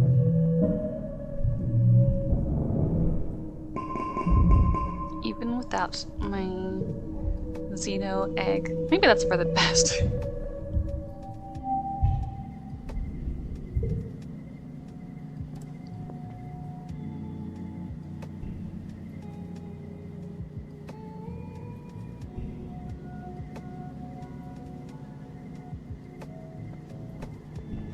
Hey, bestie. So, then I trapped it in my room, Nanami says, telling you all about the bug she saw in her quarters. Its wings were as big as my hand, and it had feelers like, whoa! It was bouncing all over the place, like boing, boing, boing, boing. She gestures excitedly, swinging her arms over her head. The bugs here are so big, and they're everywhere. I was going to get rid of Tange, she says. She loves gross bug stuff. But she said I should let it go, because if it stung me, I might get weird mutant powers. I mean, other than the one I already have. And I wanted to see if I got more weird mutant powers, so I started jumping around off higher and higher things until I was jumping off the back of the ship. And I got in so much trouble, but it wasn't even that high. She stops in her tracks. Hold on, she says, stooping to rub irritably at her knees for probably the 100th time in the past 5 minutes. Ugh, I'm gonna die. I busted up my knees and it's so itchy when my scales grow in. Annie, don't pick at it. Chief Steward Antecedent's voice rings out across the garrison yard, pleasant but firm. It instantly transports you back to being in the ship crash, tugging on her skirts and calling her auntie. Anemone jumps and stands up straight, her hands flying to her sides. But Mom, Anemone whines, digging her fingers into her knees as Auntie Sedent approaches you both. It's so scratch-tastically itchy. Sedent from antecedent. That's funny. That's cute. Okay. I know, lovely. Antecedent soothes her, patting down her riotous red hair. But the more you pick at it, the thicker your scales are going to grow in. Oh, she does have little scales. Interesting. Wait, what's her dad look like? Anemone tucks her hands under her armpits to keep from scratching. What if I want to have cool scales? She pouts. Auntie Sedent smiles indulgently. At the rate you're going, I'm sure you'll be covered in them before you know it. No need to rush. Anemone's skin is dotted with patches of protective blue-green scales that grow in whenever she gets a cut or scrape. She rubs the patch on her jaw indignantly, the one she got when she ran headfirst into the food synthesizer back on this ship. Auntie Sedent opens her satchel and pulls out a bundle of clothes. The queue for the nanoprinter is over a week long, so I patched your pants with scraps from your brother's clothing. Please try not to put any more holes in them or yourself, okay? She hands the clothes to Anemone and kisses her on her forehead. Anemone sticks out her tongue and gags. Yeah. Anemone evaluates the clothes as her mom walks away. Galactic, she breathes as she runs her fingers over the odd-colored patches. Then right there in the middle of the yard, she unashamedly squirms out of her pants and pulls on her new ones. Wow, I look like a fighter jet from the Hollows, she exclaims, showing off her new pants. Like when they'd stencil your kill count on your plane. Or like a really cool scar. Anemone grins. Yeah, you get it. My pants are scarred, just like me. Cute. Yeah. What?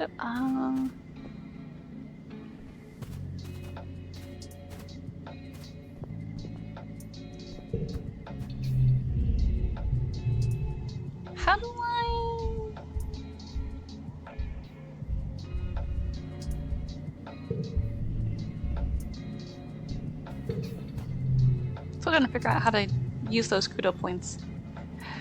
Looking for Cal in the garden when you nearly trip over someone else, one of the younger kids, and they're blindfolded? Hey! They exclaim, ripping the blindfold off their face and throwing it to the ground. It's Sirius, one of an enemy's brothers. He glares at you. I was almost done. Cal jogs over and grabs Sirius in a friendly headlock, ruffling his messy hair. Dude, you were so close. Sirius stamps his feet and complains that you got in his way. It's not her fault, Cal says. She didn't know we were playing a game. Give me a sec, I want to teach her how to play. Cal turns to you as Sirius leaves. Sorry, Selene, he says sheepishly. I was teaching Sirius a new game, but he's more like an enemy than I thought. Real competitive, you know? He stoops to pick up the blindfold, brushing off the dirt. I've been trying to come up with different kinds of games other than sports ball, he says. No winners or losers. I just want to have fun with my friends. Cal looks at you hopefully. Do you learn how to play? Yeah. Cal's smile looks like it's gonna stretch right off his face. Radical, he shouts, jumping up and down with excitement. Okay, so first put on this blindfold. The blindfold is a little scratchy and smells like dirt. You can feel Cal's big hands on your shoulders.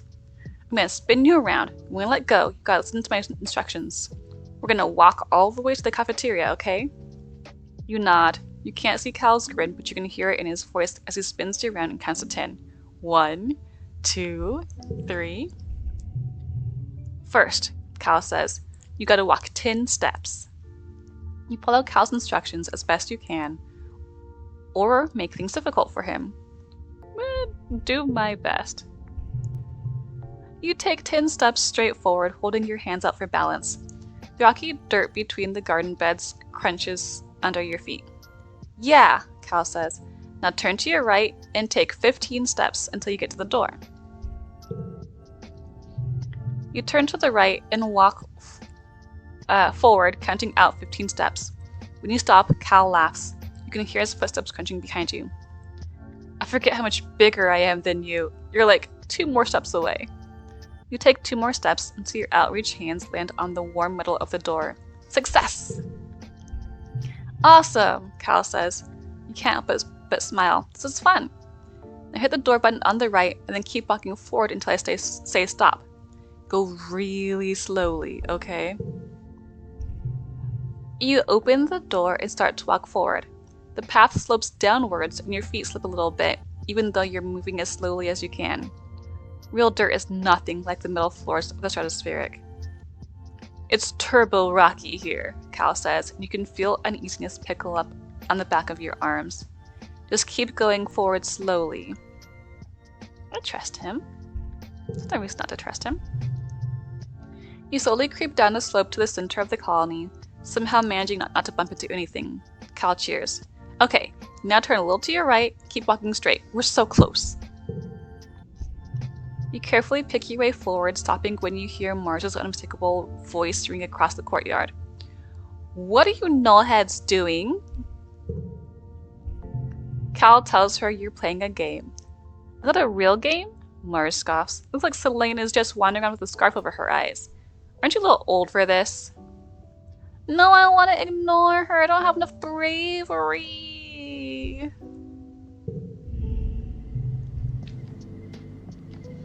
Embarrassment burns in your belly as you tear off the blindfold.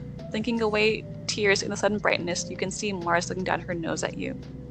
Mars sneers, tossing her braids over her shoulder. Thought you were cooler, Selene. Let me know when you're ready to play adult games. You're not sure what she meant by that. You're 10, y'all.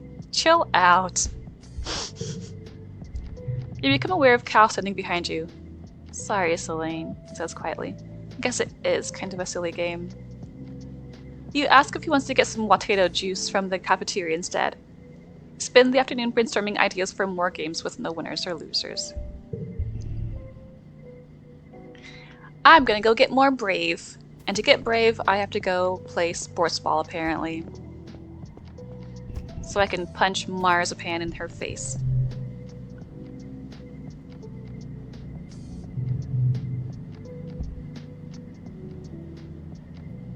Yeah.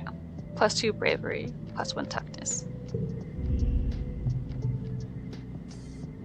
Anemone meets you on the court. She's bouncing from one leg to the other in excitement. My brother Com is organizing the youth team, she tells you. Com is short for kombucha? Oh no. Kombucha offers you a high five and greeting, then tosses a sports ball your way. Let's start with a practice game to see what you're good at. You and Anemone are team captains. Pick your team. Com will fill in to even up the teams, but he promises to go easy on the other side. Gosh. I'm going to choose Cal. Solidarity. Mind if I play goalie? He asks. Sports ball is fun, but I don't really like to score against the other team. Anemone chooses kombucha, of course. They bump fists. Your next choice. Ugh.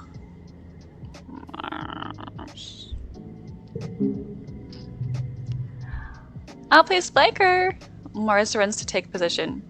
Seems like she's in it for the glory. Hopefully she'll want to share some of that with the rest of the team. You face off 3-on-3.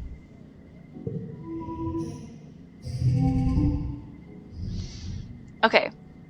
I still have Anemone's bonus though.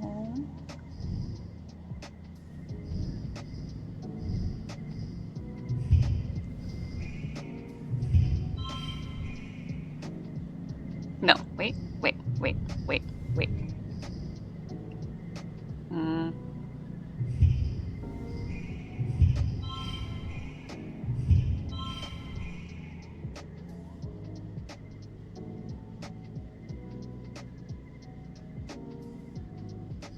Or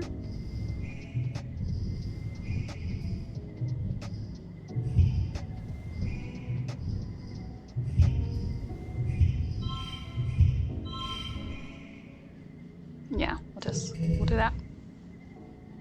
Oh yeah, that was the right choice. Okay.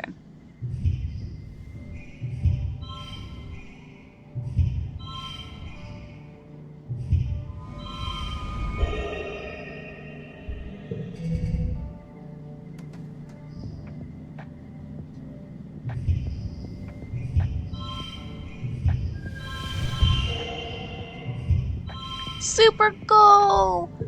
Let's go!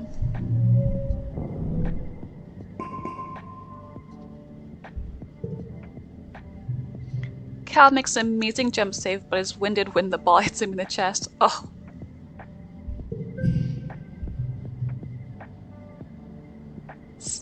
The score is tied, with Anemone and Com putting the pressure on.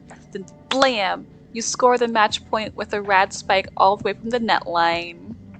Playing sports ball! Let's go, let's go, let's go!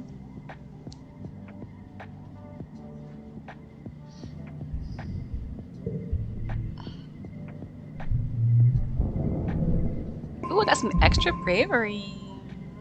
And a friend point with Anemone.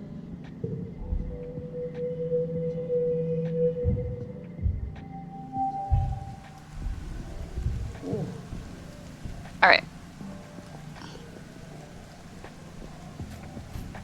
Hey, Dis.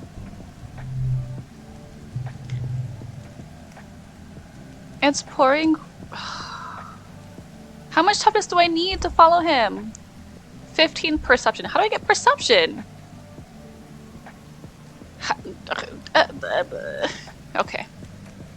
It's pouring rain and everyone's trying to stay dry under the grass-roofed palapas.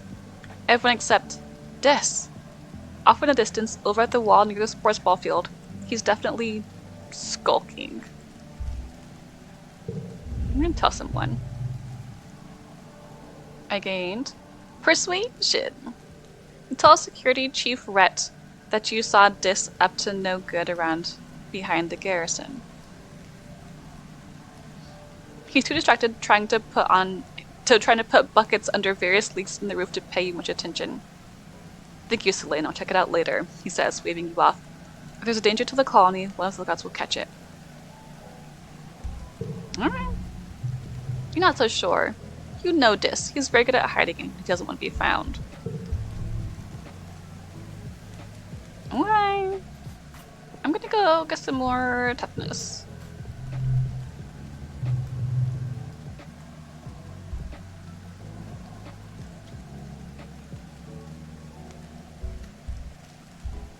Actually, because I can also get toughness. Just want to see. Lower supplies. Organizing perception and friendship with Mars. And then kudos and only 10 stress. Let's get some organizing and some perception. Seek sends you all around the colony delivering supplies. During your first week, it's mostly small things you can carry by hand or push on a little cart. Stuff like tools and electronics, some are high priority, which means you have to move fast. It's fun getting to yell important delivery coming through, and people actually get out of the way.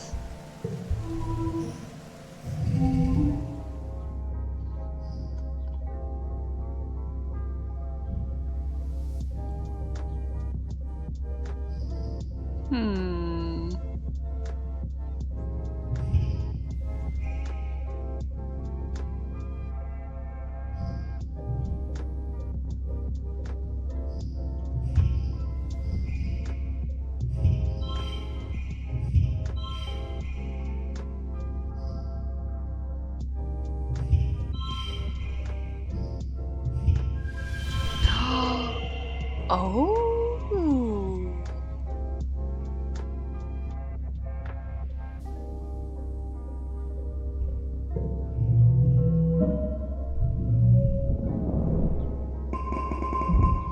Ooh, I got extra +2 organizing. Okay.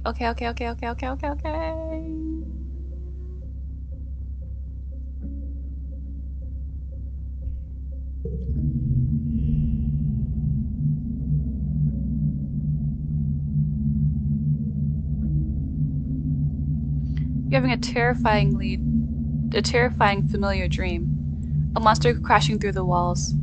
Unfathomably large, every part of it wriggling and moving and searching for something. It tramples through the colony as you watch helplessly. Time shifts to the wreckage of your home. You're picking through it looking for something. Tears streaking down your dust-covered face as you lift heavy pieces of debris, searching.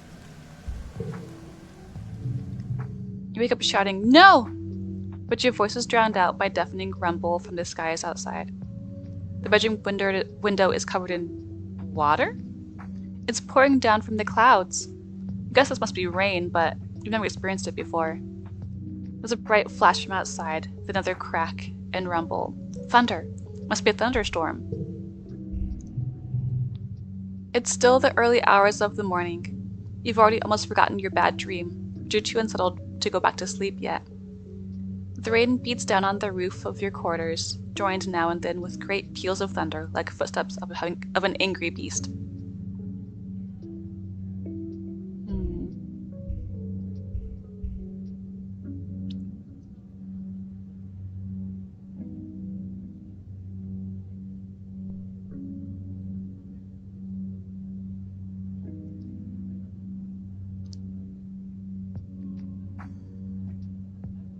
Let's go play in the rain. I like to do that IRL. Ooh, I gained some rebellion. Ooh, and got some stress relief. It's surprisingly warm outside, and the water feels nice hitting your head. Everything smells fresh and damp and wonderful, and the dusty, packed ground has turned to squelchy mud between your toes. You don't go too far from the door to your quarters, but it's exciting being outside in the dark, watching dramatic streaks of lightning arc down to the hills behind the colony.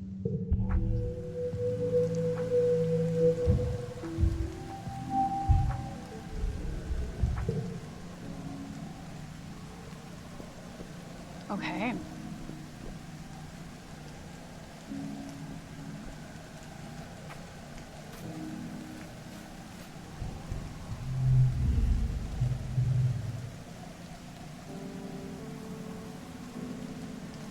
Okay, so nothing new.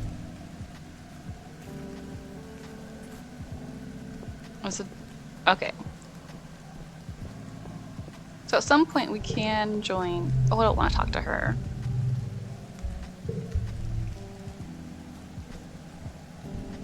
We'll talk to Bestie. Okay, she's just... Want to train together? Hell yeah! On your way to the sports ball pitch, Anemone shares the story about the time her brother Calm once spiked the ball so hard that he broke Utopia's nose back when she used to play sports ball too. She describes it in gory detail. A -2 to neighboring communication cards when telling a violent tale. Cool. Don't go easy on me, she exclaims. That's why we have medbaids, right? Plus, I might get a cool scar.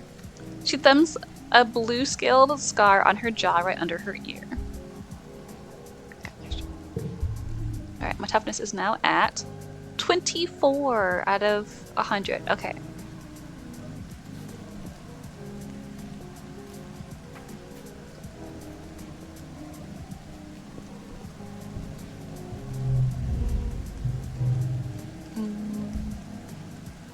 I'm not smart enough to give it. Oh gosh, okay. Yeah, I had 20 biology.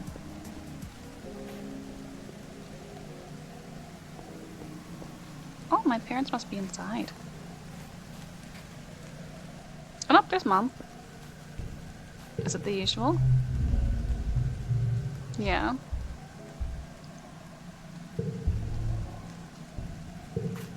Does Dad tell me what to do with my kudos? No. Happen with animals? How do I get 20 animals?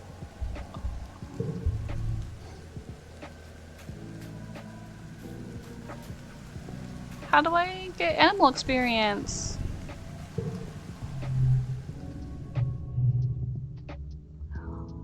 Maybe with school? No.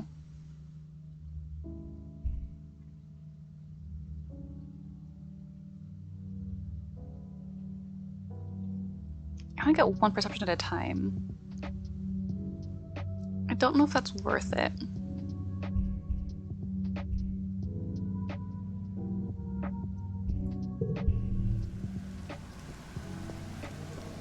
There's gotta be a better way to get perception.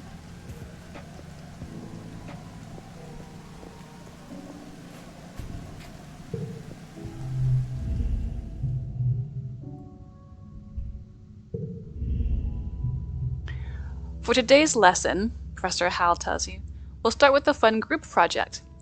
We'll be studying the mush tree, a prominent natural resource native to Vertumna.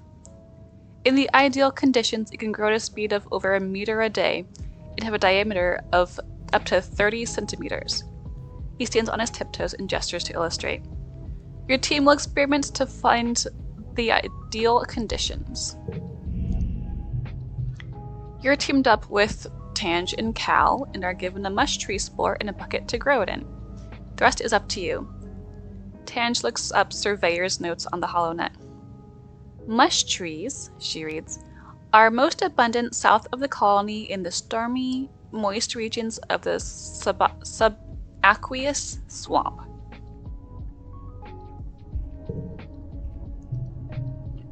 What if we use water instead of soil, Cal suggests, like they do with hydroponics?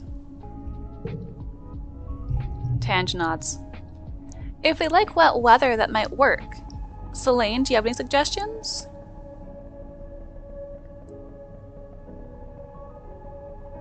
Can I go back up? I can't. Oh, swamp water?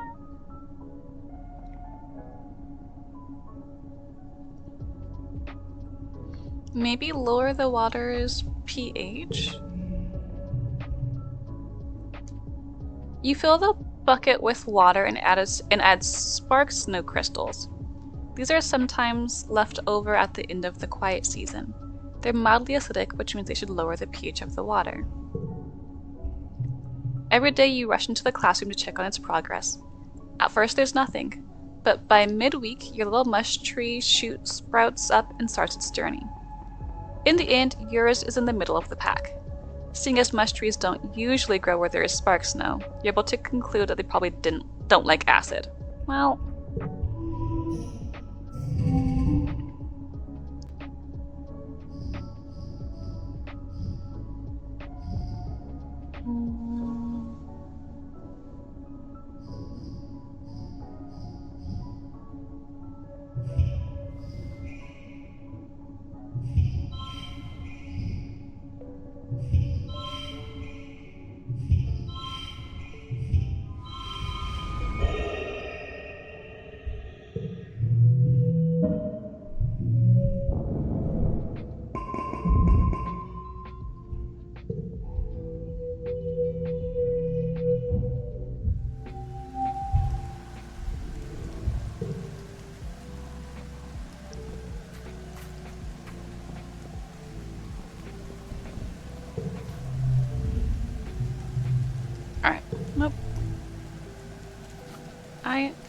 maybe, can I find anything? Any more collectibles that might be interesting to anybody? Hey, friendo. You and Nimini are playing in the garrison yard with sticks, chasing each other around and pretending to be sword fighting. The adults training nearby are patient with you as long as you don't get near the target dummies, but sometimes you stray too close. Watch out, Annie! One of the security personnel calls out as Nimini bumps into her. You kids stay behind the fences, okay?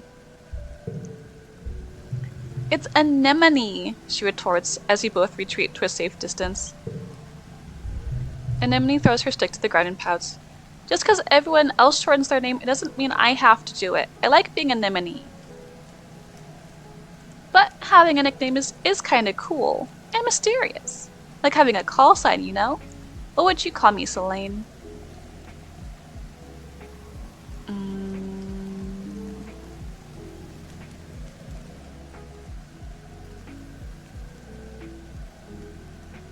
How about Nem? Nem tilts her head.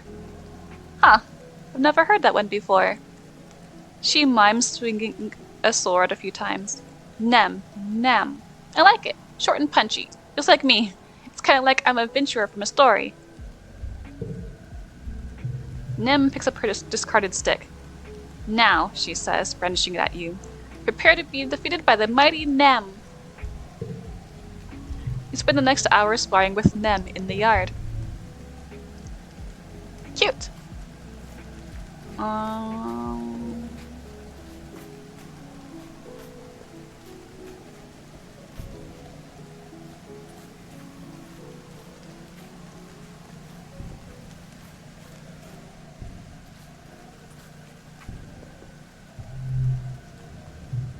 I can still only shovel dirt.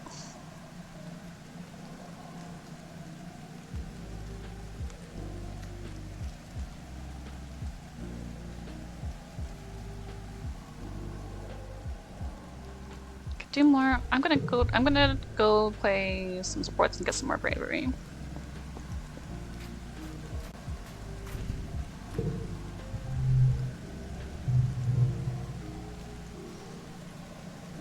Right, okay. Oh boy. Mars may not be as skilled a sports ball player as Nimini, but she plays hard. She orders people around like a team captain, but she isn't so great at passing the ball. She'd rather be the star. Her favorite thing is to spike the ball right into the opposing net's top's body. It's not a legal move, but she's done it so many times that the opposition now stands further back when Mars has the ball, which is exactly what she wants. Did you see that? Anemone complains to you during a break. Mars wouldn't pass the ball to either of us for 10 whole minutes. Somebody has to do something. Anemone looks at you questioningly. Let's just not pass her the ball. For the rest of the game, you and Nimini pass to each other and ignore Mars. She notices, but just assumes you want to be the star too, but doesn't give you any hassle. The thing you've learned with Mars is that she loves to be the best, but she doesn't have the kind of ego that makes her mean about it. Yeah, I think her smashing the ball into someone's chest on purpose does make her mean about it, but okay. It doesn't really solve the problem, but it's kind of fun anyway.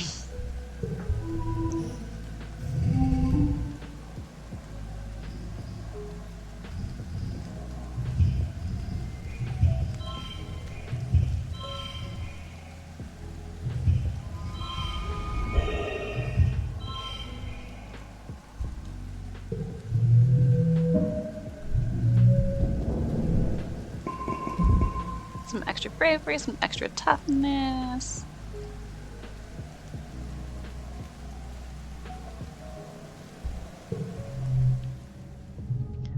The days have been getting shorter, with only the yellow sun barely skimming the horizon.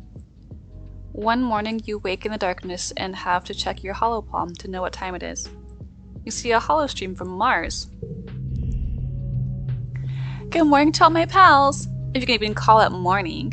They've named it glow season because like everything is crazy glowing out here in the dark. I'm staying the heck inside for the next month. What's the point of even going out if you can't see anything? It's going to be a long, boring month. No way, it looks cool out there. You peek out the window. The wormhole is the biggest you've ever seen it, like a massive fiery ring in the sky. The planet must be very close to it now. And out in the jungle, something new is taking place. The plants are flowering, glowing iridescent blooms, and everything is full of life. There are strange new sounds, long hooting calls, and gurgling roars. After Mars's message is a notice from the council warning everyone to stay safe inside. Tammy's dad and the other surveyors have been called back and the gates closed for the month. There's a tension in the air, as if everyone is waiting for something.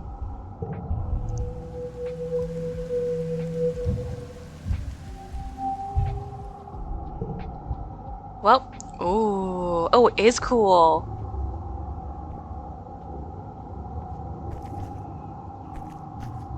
Okay, so... Hey, friendo! What are we doing over here? Nim blinks at you in the dark. It's so creeptacular, she breathes.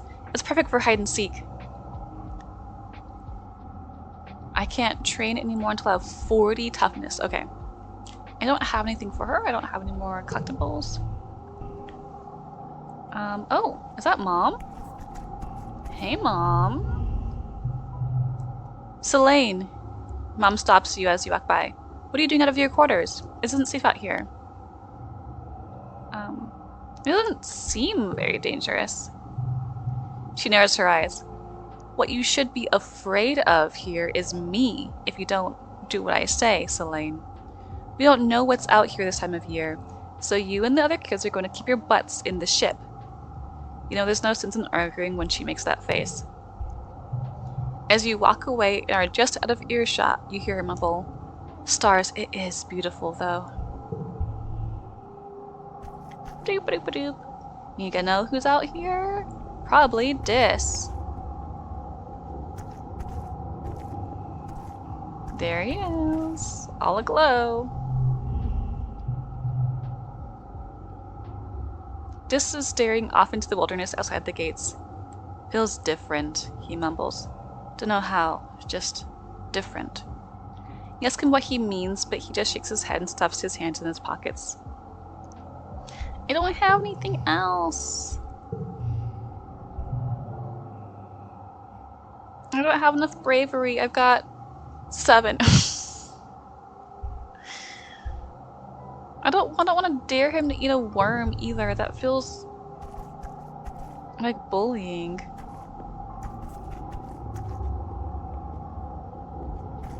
Will they let me do deliveries? Ooh, they will. Or not. It's been a while, but it's time to attend a meeting of the Secret Fun Times Club. Mara started the SFC years ago when you were little kids. Tangent and Tammy agreed to join it at the time, but then you all got busy with other things and forgot about it, and then Tammy died. You meet in an unused conference room in command, which Mars says is perfect for a secret club. Club President Mars brings the meeting to order. Tange, Vice President writing down secrets, records the meeting notes on her holopalm. As Vice President of Fun Ideas, it was your job to come up with something for the club to do today. You chose making friendship bracelets and brought the supplies you'll need. Today, Mars announces, we're going to make friendship bracelets. And I have an even better idea. We're going to sell them to people for kudos. That isn't really how kudos are supposed to be used, but Mars is hard to argue with sometimes. The 3 of you spend the afternoon braiding bracelets out of recycled bits of wire and bright plastic packing straps. Your hearts aren't really in it, though. All 3 of you know that Tammy would have been much better at this than you. Making friendship bracelets was one of her favorite things. She was always giving them to people and didn't expect anything in return. It's eventually Mars who calls the meeting early. She takes all your misshapen bracelets and looks at them dubiously. I don't know if people will want to trade their kudos for these, but I'll do my best. I'll put the kudos in the club treasury. Meeting adjourned. You ask Tangent if she thinks Mars is actually going to sell them. I think so, Tange tells you. But the club doesn't even have a treasury. Probably just keep the kudos for herself. She doesn't seem to care.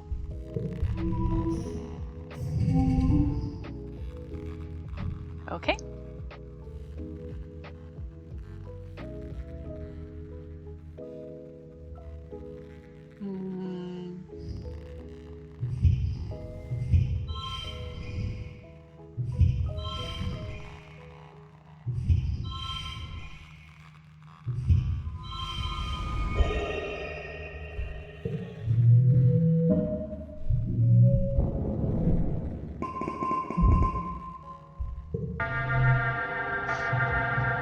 It's daytime when the emergency sirens start up. Well, what passes for day. It's still nearly pitch black except for an eerie green twilight glow on the horizon. You look toward the gates. They're open. Wait, they shouldn't be open. The alert blares out of every speaker in the colony. It's the same one you used for hull breaches and fires, and in space it meant you're supposed to go to the nearest emergency shaft and put on a spacesuit. On Vertumna, it means to go to an assembly point and wait for instructions. Oh, wait. That's a different face. The closest assembly point in the children's creche is in the children's creche, but from the opposite direction you hear shouting and loud popping noises. Gunfire. The colony's under attack? Can I help fight?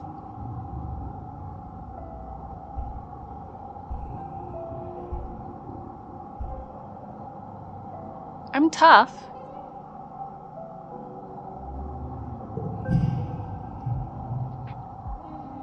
Oh, yeah.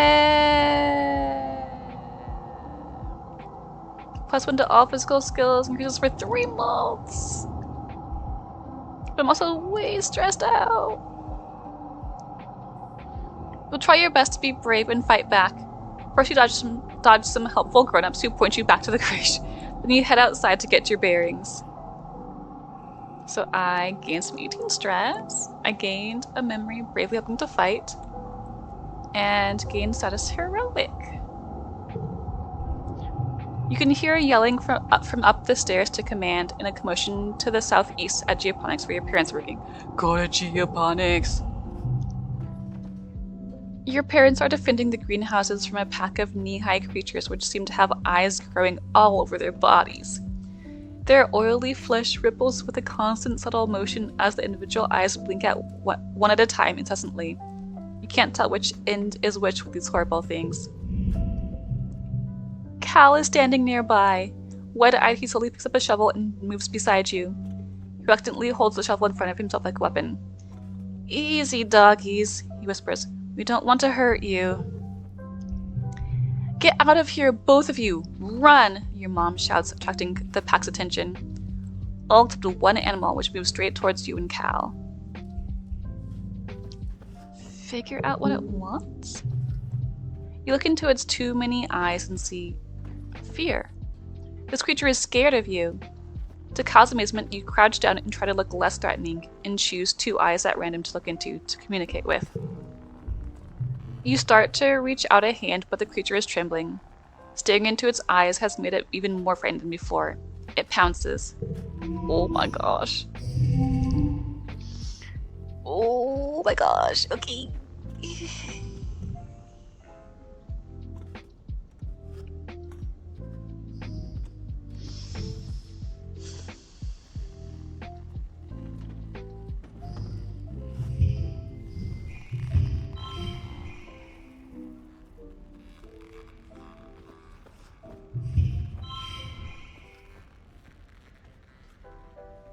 Right. Well, it doesn't matter then, right?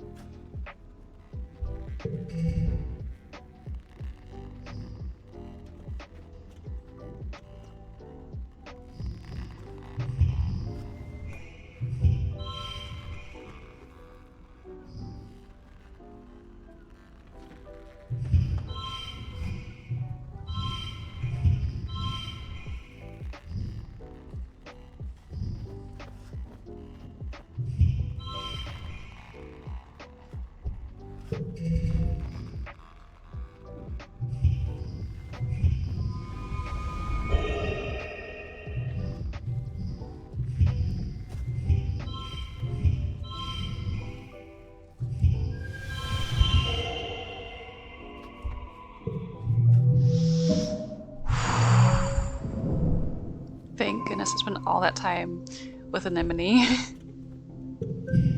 Hey, and I got a little bit of de-stress points. You killed it. With nothing but a rake thrust deep into several of the creature's many eyes. The rest of the pack scampers off the moment it falls. I got 25 kudos, yo! You've never killed anything before. The body of the creature that was so terrifying a minute ago now looks strangely small and harmless. All of its eyes have closed for good now. Cal crouches beside it in shock.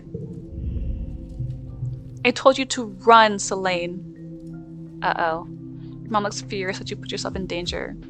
She storms over and you think she's going to slap you. Then suddenly she pulls you into her arms and hugs you. She keeps rocking you and saying, my baby, over and over. It's pretty surreal. Almost as weird as the dog things with the eyes, honestly.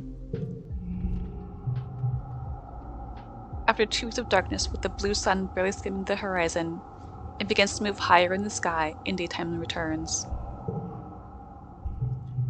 The council admits they don't know how the gates were opened or how the creatures got in. Some of the attacking creatures were once thought to be docile.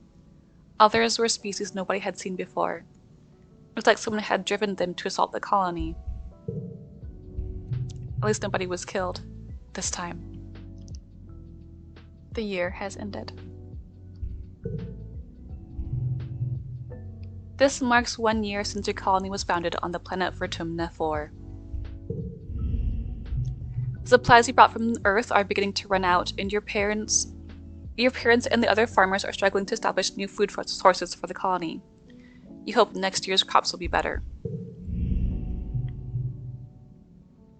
Your friends are doing well. You can hardly see the changes in them, hinting at the people they'll one day become. Only one sadly didn't make it to the end of the year. But you will remember Tammy and hold her memory dear for the rest of your life. And as for you, today is your 11th birthday. You can take a beating or drop a brick on your foot without cursing, and your best friends say you're a great listener. If asked what you want to be when you grow up, you'd say a sports ball hero. But will that matter if your nightmares of the colony being destroyed come true? Can you become the woman who stops it from happening? Your first year on Vertumna was the most exciting of your life so far. But this is only the beginning of your story. The limitless possibilities of your future stretch out before you. Who knows what